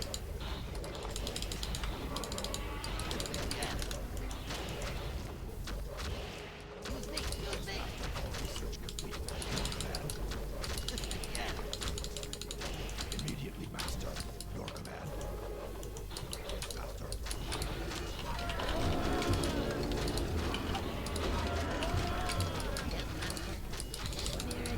Finally, the witch is here. What do you mean, good luck, guys? Killing an enemy here and my team is dead in the meantime. Nice. Didn't want to hear that. There is also Suwak now, it's GG. Should I take their soul?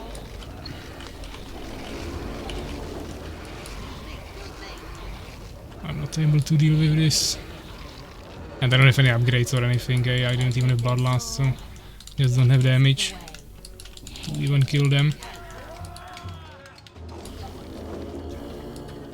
What is the task? I will move. I will move.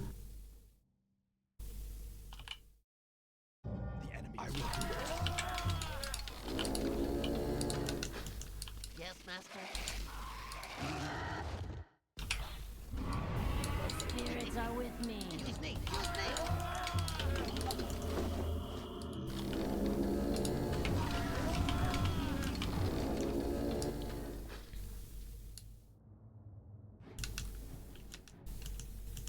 Yes, master. Should I take their soul? At least I have the Bloodlust now. I will take their I will definitely have enough damage to kill them, but away. Use me! Use me! The spirits are with damage is not enough when they have 10 armies. Should I take their soul?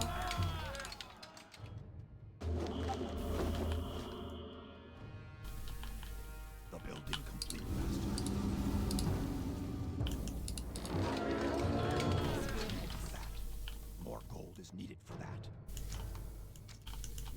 More gold is needed for that. More gold is needed for that.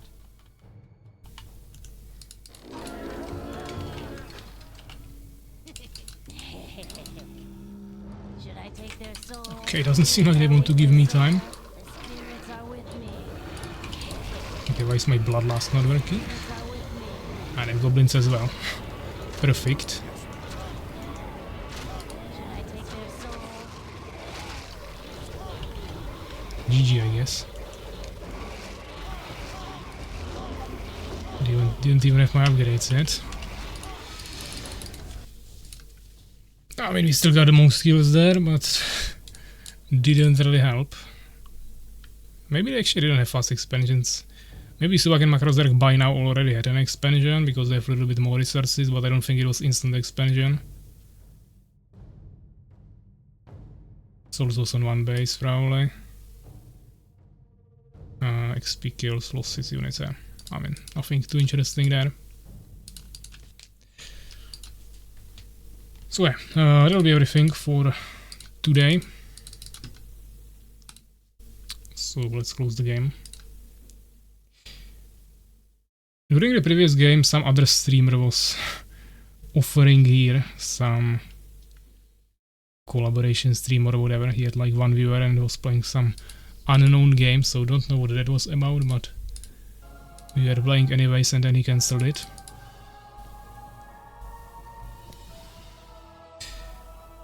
But yeah, I don't know if they are still in the game, probably not. But we can end it here anyway, so yeah, this is everything for today, guys. For the tournament, this is the bracket, still pinned in the chat, you can always take a look on it in the registration channel on Discord as well.